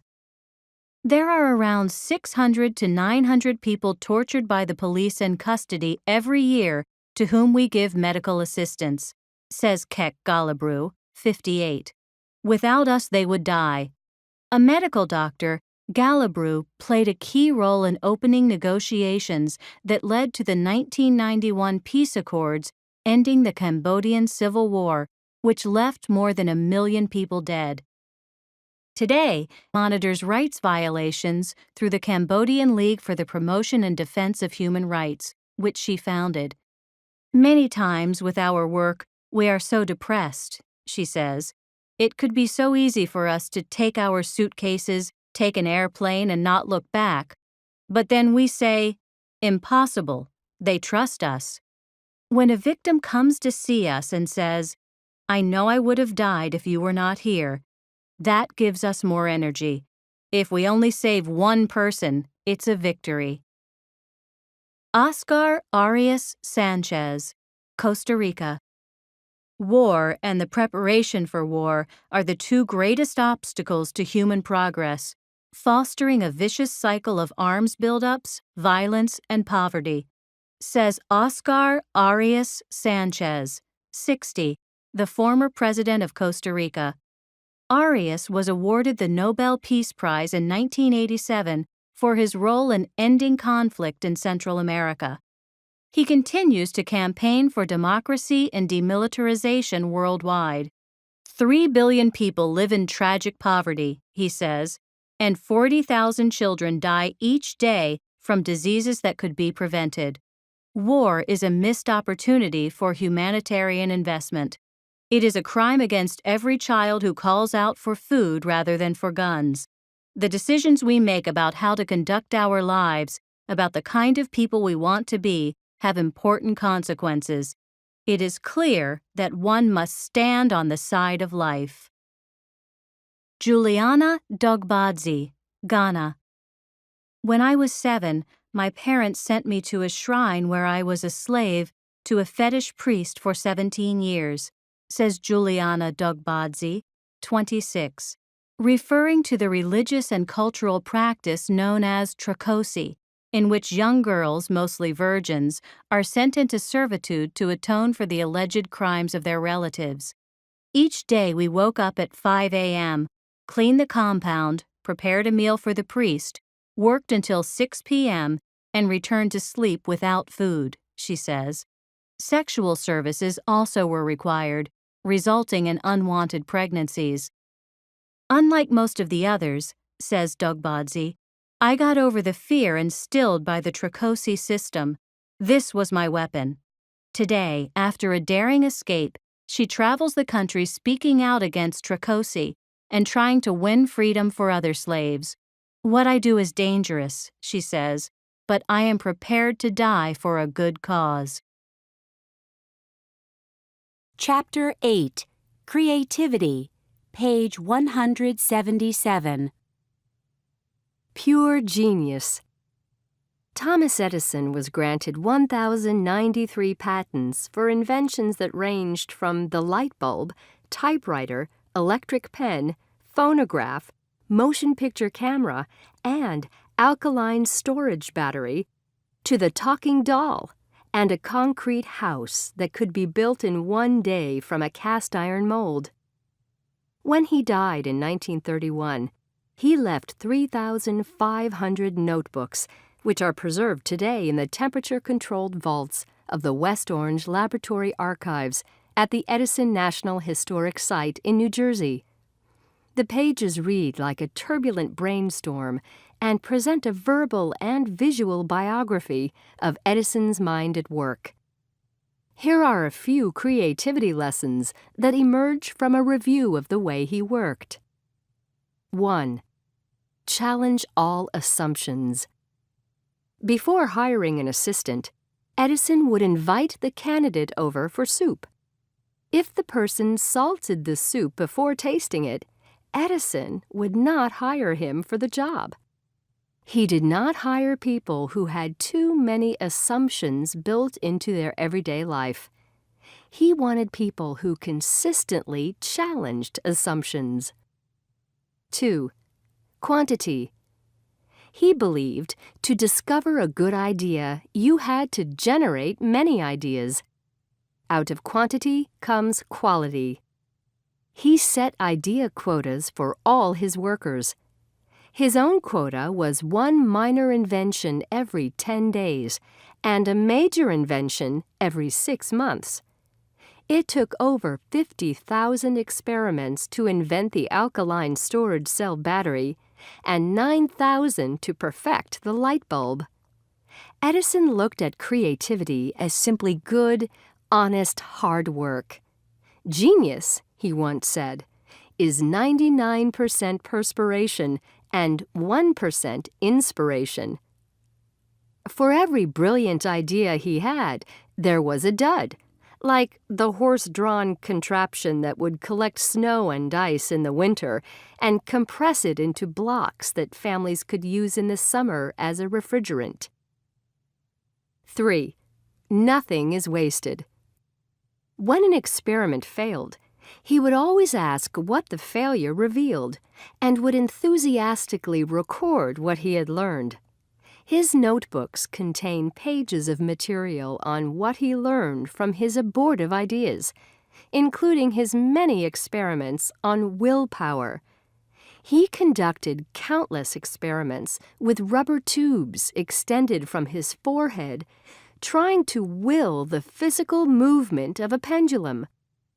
Once, when an assistant asked why he continued to persist trying to discover a long-lasting filament for the light bulb after failing thousands of times, Edison explained that he didn't understand the question.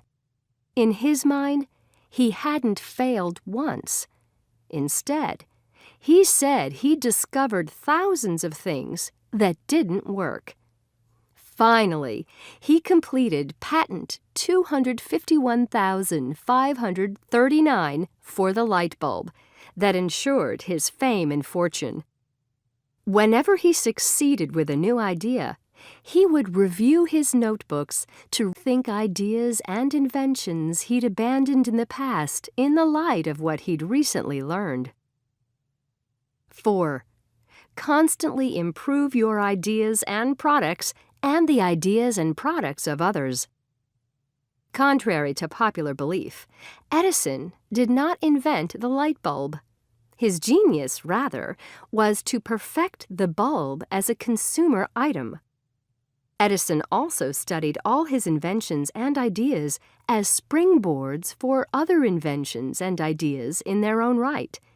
To Edison, the telephone, sounds transmitted, suggested the phonograph, sounds recorded, which suggested motion pictures, images recorded. Simple, in retrospect, isn't it? Genius usually is. Edison would often jot down titles of books, failed patents, and research papers written by other inventors. He would research them and try to figure out where those inventors quit or left off, so his own patentable work could begin. He advised his assistants to adapt the ideas of others. He told them to make it a habit to keep on the lookout for novel and interesting ideas that others have used successfully. To Edison, your idea needs to be original only in its adaptation to the problem you are working on. 5. Turn deficiencies to your advantage. No one knows for sure what caused Edison's hearing problems, but after the age of 12, he could no longer hear birds singing.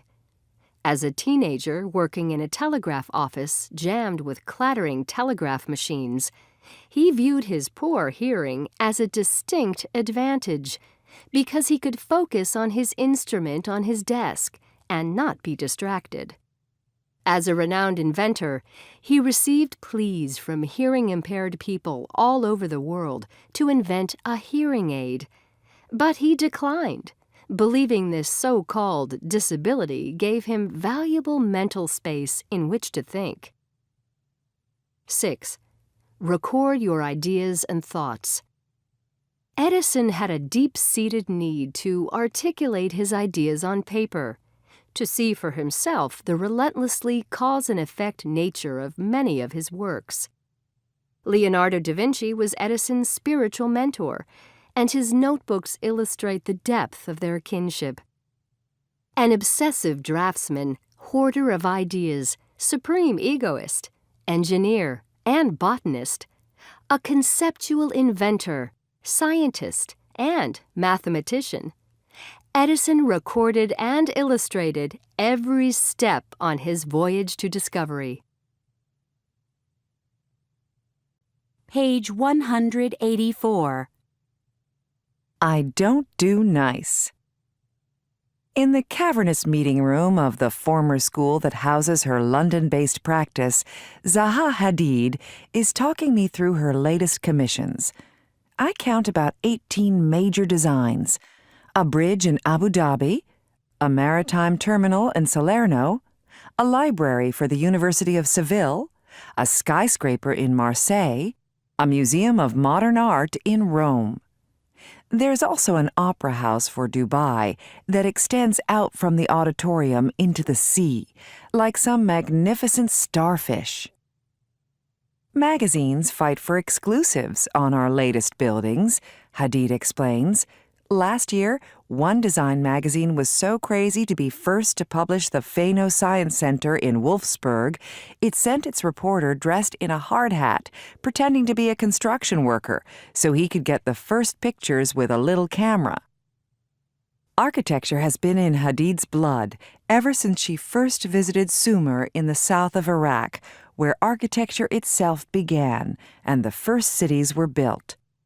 Her father, she says, was a friend of Wilfred Thesiger, the English explorer. I knew the marshes of southern Iraq from his books and photographs before I ever went there myself. When I did as a teenager, I was amazed. My father took us to see the Sumerian cities. Then we went by boat, and then on a smaller one made of reeds to visit villages in the marshes. The beauty of the landscape, where sand, water, reeds, birds, buildings, and people all somehow flowed together, has never left me. It's a landscape that continues to inspire her. I'm trying to discover, invent, I suppose, an architecture and forms of urban planning that do something of the same thing in a contemporary way. I started out trying to create buildings that would sparkle like isolated jewels. Now I want them to connect, to form a new kind of landscape, to flow together with contemporary cities and the lives of their peoples. In 2006, Hadid is still the world's only major woman architect, by which I mean an architect who will go down in the history books. There have been some well-known women architects in the U.S., she says, but they have always been part of husband and wife teams, like Bob Venturi and Denise Scott Brown, who designed the National Gallery's Sainsbury Wing. There have been very intelligent women architects working in local authorities and government offices worldwide, too. But for a woman to go out alone into architecture is still very, very hard. It's still a man's world. What's more, she says, architecture requires 100% dedication. If it doesn't kill you, then you're no good. I mean, really, you have to go at it full time. You can't afford to dip in and out.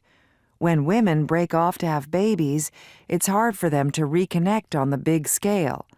And when women do succeed, the press, even the industry press, spend far too much time talking about how we dress, what shoes we're wearing, who we're meant to be seeing. That's pretty sad for women, especially when it's written by women who really should know better. In another way, I can be my own worst enemy. As a woman, I'm expected to want everything to be nice, and to be nice myself, an English thing. I don't design nice buildings. I don't like them. I like architecture to have some raw, vital, earthy quality. You don't need to make concrete perfectly smooth, or paint it, or polish it. If you consider changes in the play of light on a building before it's built, you can vary the color and feel of concrete by daylight alone. Some winters ago, I flew from New York to Chicago in the snow. At sunset, the landscape and cityscapes became no colors other than starkly contrasted black and white. while the rivers and lakes were blood red. Amazing. You wouldn't call that a nice landscape, but it had the quality of light and life I would love to get into our buildings. Hadid is a Muslim, but she was educated by Catholic nuns in Baghdad and then at a school in Switzerland.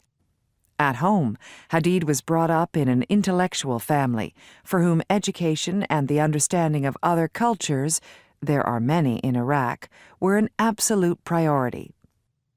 After the 1958 coup d'etat that brought down Faisal, the British-sponsored Iraqi monarch, and before the Ba'ath Party seized power 10 years later, education was top of the Iraqi political agenda. When I went to the marsh villages, Hadid says, there were new schools among the reeds. Girls were being educated for the first time. It was a wonderful, if brief, moment in Iraqi history. Today, there is nothing but destruction. Much as Hadid would like to build in Baghdad as well as Beirut, this is hardly the right time. Her efforts are necessarily concentrated elsewhere, in the cultural arena. What I would really love to build are schools, hospitals, social housing. Of course, I believe imaginative architecture can make a difference to people's lives, but I wish it was possible to divert some of the effort we put into ambitious museums and galleries into the basic architectural building blocks of society. Meanwhile, she is being asked to design more and more daring buildings, skyscrapers, concert halls, and the aquatic center or swimming pool for the 2012 London Olympics. How can she take on so many projects without diluting the inventiveness of her designs? We were without work for so long that I haven't lost the habit of saying yes to every job. Call this insecurity if you like. I mean, look around you here at the practice. You'll find 150 architects clinging from the rafters. I'm aware that we could slip into a slick mass production mode, but I don't think we will. Maybe, though, I'll have to start saying no. Chapter 9. Human Behavior. Page 199. Ethnocentrism. Culture shock can be an excellent lesson in relative values and in understanding human differences. The reason culture shock occurs is that we are not prepared for these differences. Because of the way we are taught in our culture, we are all ethnocentric. This term comes from the Greek root ethnos, meaning a people or group. Thus, it refers to the fact that our outlook or worldview is centered on our own way of life. Ethnocentrism is the belief that one's own patterns of behavior are the best, the most natural, beautiful, right, or important. Therefore, other people, to the extent that they live differently, live by standards that are inhuman, irrational, unnatural, or wrong. Ethnocentrism is the view that one's own culture is better than all others. It is the way all people feel about themselves as compared to outsiders. There is no one in our society who is not ethnocentric to some degree, no matter how liberal and open-minded he or she might claim to be. People will always find some aspect of another culture distasteful, be it sexual practices, a way of treating friends or relatives, or simply a food that they cannot manage to get down with a smile. This is not something we should be ashamed of, because it is a natural outcome of growing up in any society. However, as anthropologists who study other cultures, it is something we should constantly be aware of, so that when we are tempted to make value judgments about another way of life, we can look at the situation objectively and take our bias into account. Ethnocentrism can be seen in many aspects of culture: myths, folk tales, proverbs, and even language. For example, in many languages, especially those of non-Western societies, the word used to refer to one's own tribe or ethnic group literally means mankind or human. This implies that members of other groups are less than human. For example, the term Eskimo used to refer to groups that inhabit the Arctic and subarctic regions, is an Indian word used by neighbors of the Inuit people who observed their strange way of life but did not share it. The term means eaters of raw flesh, and as such is an ethnocentric observation about cultural practices that were normal to one group and repulsive to another. On the other hand, if we look at one subgroup among the Alaskan natives, we find them calling themselves Inuit, which means real people. They obviously did not think eating raw flesh was anything out of the ordinary. Here, then, is a contrast between one's own group, which is real, and the rest of the world, which is not so real. Both terms, Eskimo and Inuit, are equally ethnocentric. One as an observation about differences, the other as a self-evaluation. However, Inuit is now seen as a more appropriate term because of its origin. Another example of ethnocentrism in language can be found in the origin of the English term barbarian. Originally a Greek word, the term was used to refer to tribes that lived around the edge of ancient Greek society. The Greeks referred to these people as barbars because they could not understand their speech. Barbar was the Greek word for the sound a dog makes, like our word bow wow. The Greeks, in a classic example of ethnocentrism, considered those whose speech they could not understand to be on the same level as dogs, which also could not be understood. They did not grant such people the status of human being, much as the word Eskimo gives those people subhuman status. Shifting from language to myths and folk tales, we find a good example of ethnocentrism in the creation myth of the Cherokee Indians. According to this story, the Creator made 3 clay images of a man and baked them in an oven. In his haste to admire his handiwork, he took the first image out of the oven before it was fully baked and found that it was too pale. He waited a while and then removed the second image. It was just right, a full reddish-brown hue.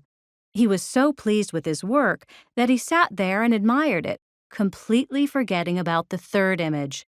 Finally, he smelled it burning, but by the time he could rescue it from the oven, it had already been burnt, and it came out completely black. Food preferences are perhaps the most familiar aspect of ethnocentrism. Every culture has developed preferences for certain kinds of food and drink, and equally strong negative attitudes toward others. It is interesting to note that much of this ethnocentrism is in our heads and not in our tongues, for something can taste delicious until we are told what it is. We have all heard stories about people being fed a meal of snake or horse meat or something equally repugnant in American culture and commenting on how tasty it was, until they were told what they had just eaten, upon which they turned green and hurriedly asked to be excused from the table. Certain food preferences seem natural to us. We usually do not recognize that they are natural only because we have grown up with them. They are quite likely to be unnatural to someone from a different culture. In Southeast Asia, for example, the majority of adults do not drink milk. To many Americans, it is inconceivable that people in other parts of the world do not drink milk, since to us it is a natural food. In China, dog meat is a delicacy, but the thought of eating a dog is enough to make most Americans feel sick. Yet we can see how this is a part of a cultural pattern. Americans keep dogs as pets and tend to think of dogs as almost human. Therefore, we would not dream of eating dog meat. Horses, too, sometimes become pets, and horse meat is also rejected by most Americans, although not because of its taste. On the other hand, we generally do not feel affection for cows or pigs, and we eat their meat without any feeling of regret. In India, a cow receives the kind of care that a horse or even a dog receives in our country, and the attitude of Indians toward eating beef is similar to our feeling about eating dog meat. On the other hand, in China, dogs are not treated as kindly as they are in the United States. Since they are not pets, the attitude of Chinese people toward dogs is similar to our attitude toward cows. Page 211. A clean, well-lighted place. It was late, and everyone had left the cafe, except an old man who sat in the shadow the leaves of the tree made against the electric light. In the daytime, the street was dusty, but at night the dew settled the dust, and the old man liked to sit late because he was deaf, and now at night it was quiet, and he felt the difference. The two waiters inside the cafe knew that the old man was a little drunk, and while he was a good client, they knew that if he became too drunk, he would leave without paying, so they kept watch on him. "Last week he tried to commit suicide," one waiter said. "Why?" "He was in despair." "What about?" "Nothing." "How do you know it was nothing?" "He has plenty of money." They sat together at a table that was close against the wall near the door of the cafe and looked at the terrace where the tables were all empty, except where the old man sat in the shadow of the leaves of the tree that moved slightly in the wind. A girl and a soldier went by in the street. The street light shone on the brass number on his collar. The girl wore no head covering and hurried beside him. "The guard will pick him up," one waiter said. "What does it matter if he gets what he's after?" "He had better get off the street now. The guard will get him. They went by 5 minutes ago." The old man sitting in the shadow rapped on his saucer with his glass. The younger waiter went over to him. "What do you want?" The old man looked at him. "Another brandy," he said. "You'll be drunk," the waiter said. The old man looked at him. The waiter went away. "He'll stay all night," he said to his colleague. "I'm sleepy now. I never get into bed before 3 o'clock. He should have killed himself last week." The waiter took the brandy bottle and another saucer from the counter inside the cafe and marched out to the old man's table. He put down the saucer and poured the glass full of brandy. "You should have killed yourself last week," he said to the deaf man. The old man motioned with his finger. "A little more," he said. The waiter poured on into the glass so that the brandy slopped over and ran down the stem into the top saucer of the pile. "Thank you," the old man said. The waiter took the bottle back inside the cafe. He sat down at the table with his colleague again. "He's drunk now," he said. "He's drunk every night." "What did he want to kill himself for?" "How should I know?" "How did he do it?" "He hung himself with a rope." "Who cut him down?" "His niece." "Why did they do it?" "Fear for his soul." "How much money has he got?" "He's got plenty." "He must be 80 years old." "Anyway, I should say he was 80. I wish he would go home. I never get to bed before 3 o'clock. What kind of hour is that to go to bed?" "He stays up because he likes it. He's lonely. I'm not lonely. I have a wife waiting in bed for me." "He had a wife once, too." "A wife would be no good to him now." "You can't tell. He might be better with a wife." "His niece looks after him." "I know. You said she cut him down." "I wouldn't want to be that old. An old man is a nasty thing." "Not always. This old man is clean. He drinks without spilling. Even now, drunk, look at him." "I don't want to look at him. I wish he would go home. He has no regard for those who must work." The old man looked from his glass across the square, then over at the waiters. "Another brandy," he said, pointing to his glass. The waiter, who was in a hurry, came over. "Finished," he said, speaking with that omission of syntax stupid people employ when talking to drunken people or foreigners. "No more tonight, close now." "Another," said the old man. "No. Finished." The waiter wiped the edge of the table with a towel and shook his head. The old man stood up, slowly counted the saucers, took a leather coin purse from his pocket and paid for the drinks, leaving half a peseta tip. The waiter watched him go down the street, a very old man walking unsteadily but with dignity. "Why didn't you let him stay and drink?" the unhurried waiter asked. They were putting up the shutters. "It's not 2:30. "I want to go home to bed."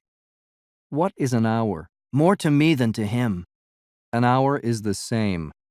"You talk like an old man yourself. He can buy a bottle and drink at home." "It's not the same." "No, it's not," agreed the waiter with a wife. He did not wish to be unjust. He was only in a hurry. "And you have no fear of going home before your usual hour?" Are you trying to insult me? No, hombre, only to make a joke. No, the waiter who was in a hurry said, rising from pulling down the metal shutters. I have confidence. I am all confidence. You have health, confidence, and a job, the old waiter said. You have everything. And what do you lack? Everything but work? You have everything I have. No, I have never had confidence, and I am not young. Come on, stop talking nonsense and lock up. I am one of those who like to stay late at the cafe, the older waiter said, with all those who do not want to go to bed, with all those who need a light for the night. I want to go home and into bed.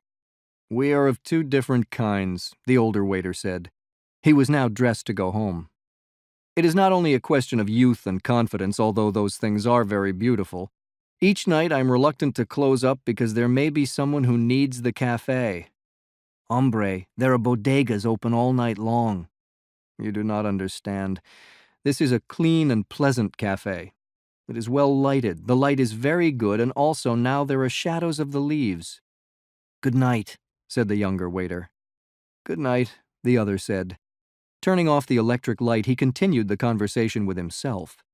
It is the light, of course, but it is necessary that the place be clean and pleasant. You do not want music. Certainly, you do not want music. Nor can you stand before a bar with dignity, although that is all that is provided for these hours. What did he fear? It was not fear or dread. It was nothing that he knew too well. It was all a nothing, and a man was nothing too. It was only that, and light was all it needed, and a certain cleanness and order. Some lived in it and never felt it, but he knew it all was nada y pues, nada y nada y pues nada. Our nada, who are in nada, nada be thy name. Thy kingdom nada, thy will be nada, in nada as it is in nada. Give us this nada, our daily nada, and nada us our nada, as we nada our nada, and nada us not into nada, but deliver us from nada, pues nada. Hail nothing, full of nothing. Nothing is with thee. He smiled and stood before a bar with a shining steam-pressure coffee machine. What's yours? Asked the barman. Nada. Otro loco mas, said the barman and turned away. A little cup, said the waiter. The barman poured it for him. The light is very bright and pleasant, but the bar is unpolished, the waiter said. The barman looked at him but did not answer. It was too late at night for conversation. You want another copita? The barman asked. No, thank you, said the waiter, and went out. He disliked bars and bodegas. A clean, well-lighted cafe was a very different thing. Now, without thinking further, he would go home to his room. He would lie in the bed, and finally, with daylight, he would go to sleep. After all, he said to himself, it is probably only insomnia. Many must have it. Chapter 10. Crime and Punishment.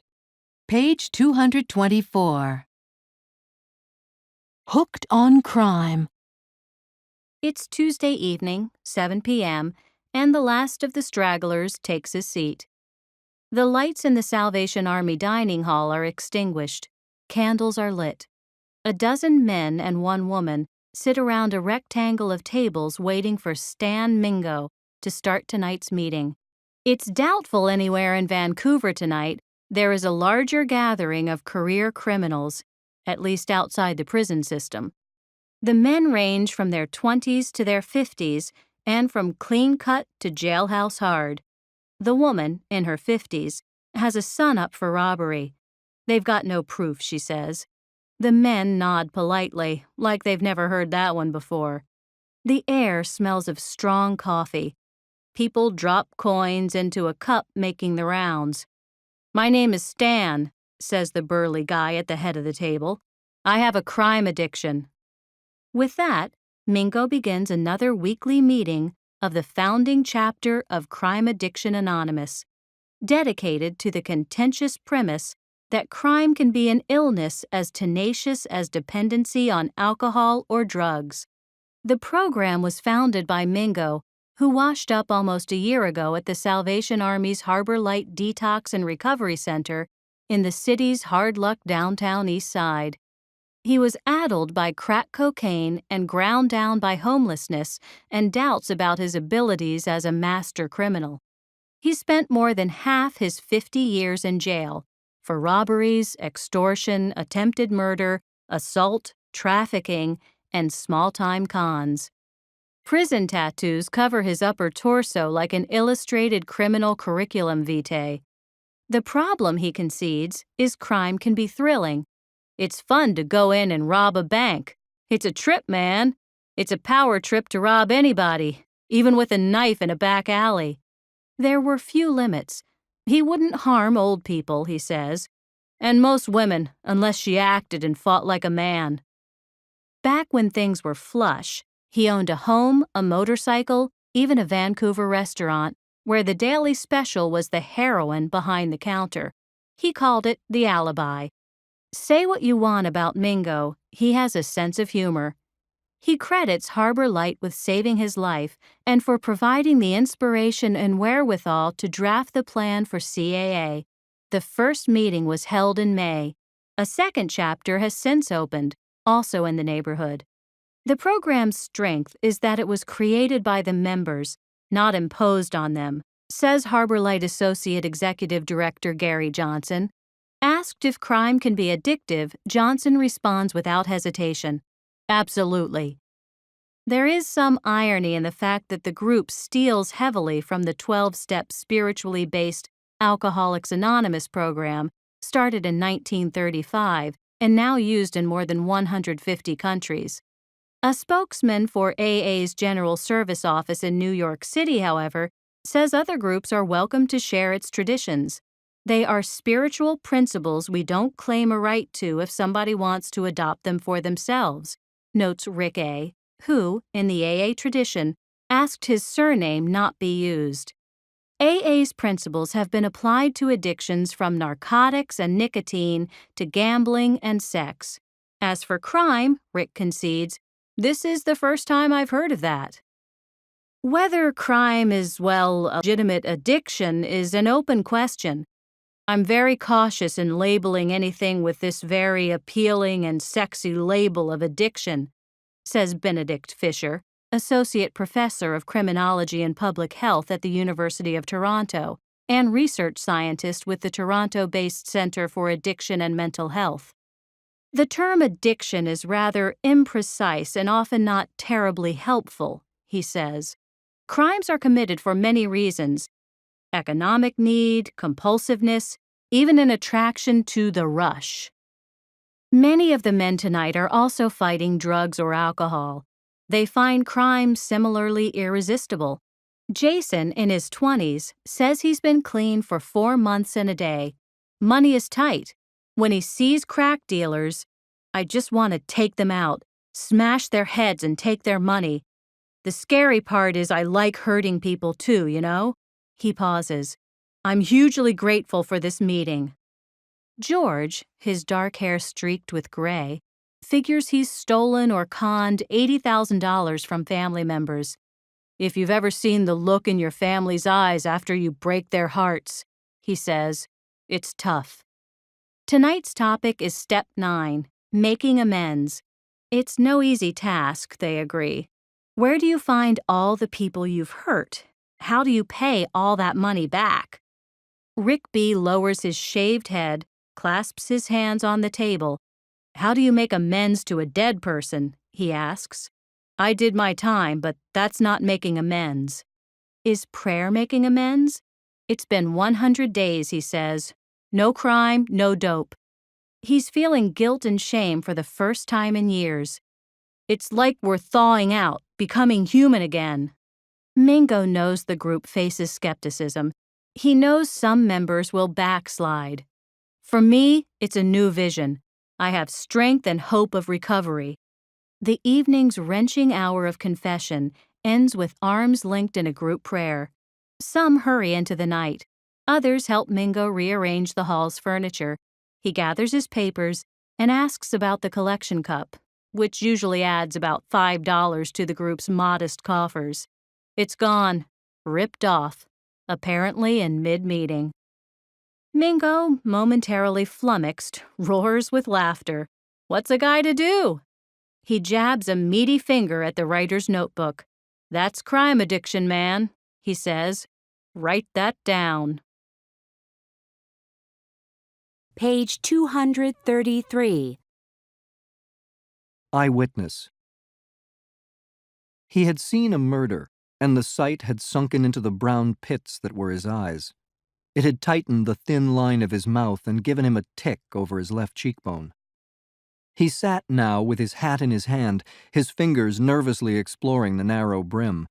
He was a thin man with a mustache that completely dominated the confined planes of his face. He was dressed neatly, his trousers carefully raised in a crease-protecting lift. "That him?" I asked.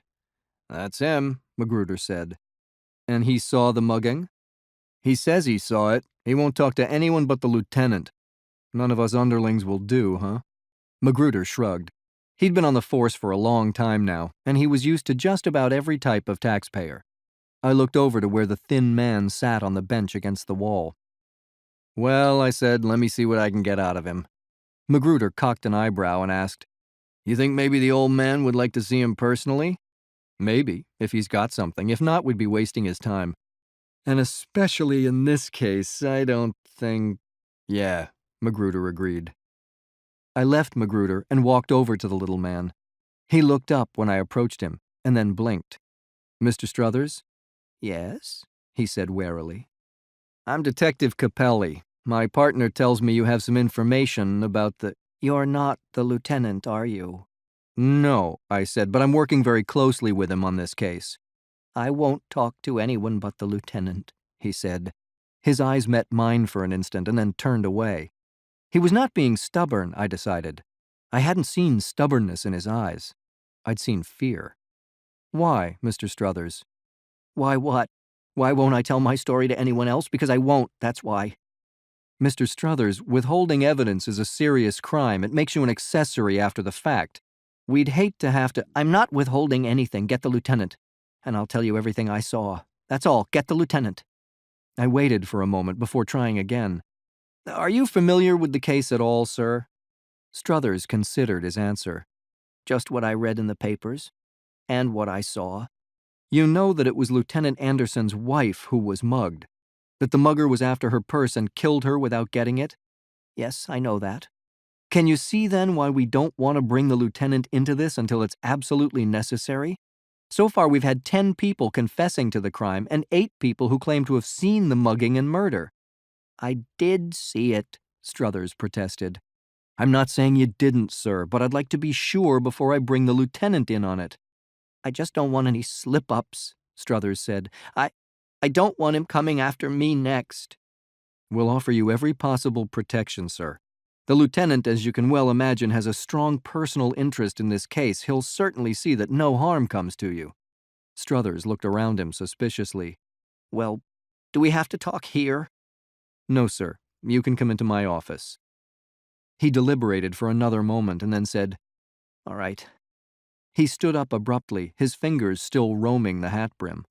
When we got to my office, I offered him a chair and a cigarette. He took the seat but declined the smoke. "Now then, what did you see?" "I saw the mugger, the man who killed her." Struthers lowered his voice. "But he saw me, too. That's why I want to make absolutely certain that I won't get into any trouble over this." "You won't, sir, I can assure you. Where did you see the killing?" "On 3rd and Elm, right near the old paint factory. I was on my way home from the movies." "What did you see?" "Well, the woman, Mrs. Anderson, I didn't know it was her at the time, of course, was standing on a corner waiting for the bus. I was walking down toward her. I walk that way often, especially coming home from the show. It was a nice night, and—" "What happened?" "Well, it was dark, and I was walking pretty quiet, I guess. I wear gummies, gum sole shoes." "Go on." "The mugger came out of the shadows and grabbed Mrs. Anderson around the throat from behind her. She threw up her arm, and her purse opened and everything inside fell on the sidewalk. Then he lifted his hand and brought it down, and she screamed, and he yelled, 'Quiet, you bitch.' He lifted his hand again and brought it down again, all the time yelling, 'Here, you bitch, here, here,' while he was stabbing her. He must have lifted the knife at least a dozen times." "And you saw him? You saw his face?" "Yes. She dropped to the ground and he came running up the street toward me. I tried to get against the building, but I was too late. We stood face to face, and for a minute I thought he was going to kill me too. But he gave a kind of moan and ran up the street. Why didn't you come to the police at once? I guess I was scared. Mister, I still am. You've got to promise me I won't get into any trouble. I'm a married man, and I got 2 kids. I can't afford to— Could you pick him out of a lineup? We've already rounded up a lot of men, some with records as muggers. Could you pick the killer? Yes, but not if he can see me. If he sees me, it's all off. I won't go through with it if he can see me. He won't see you, sir. We'll put you behind a screen. So long as he doesn't see me. He knows what I look like, too, and I got a family. I won't identify him if he knows I'm the one doing it. You've got nothing to worry about. I clicked down Magruder's toggle on the intercom, and when he answered, I said, "Looks like we've got something here, Mac. Get the boys ready for a run-through, will you?" "Right, I'll buzz you." We sat around and waited for Magruder to buzz. I won't do it unless I'm behind a screen, Struthers said. You'll have a one-way mirror, sir. We'd waited for about 5 minutes when the door opened. A voice lined with anguish and fatigue said, "Mac tells me you've got a witness." I turned from the window, ready to say, "Yes, sir," and Struthers turned to face the door at the same time. His eyebrows lifted and his eyes grew wide. He stared at the figure in the doorway, and I watched both men as their eyes met and locked for an instant. "No," Struthers said suddenly. I've changed my mind. I can't do it. I have to go. I have to go." He slammed his hat onto his head and ran out quickly, almost before I'd gotten to my feet. "Now what the hell got into him all of a sudden?" I asked. Lieutenant Anderson shrugged wearily. "I don't know," he said. "I don't know."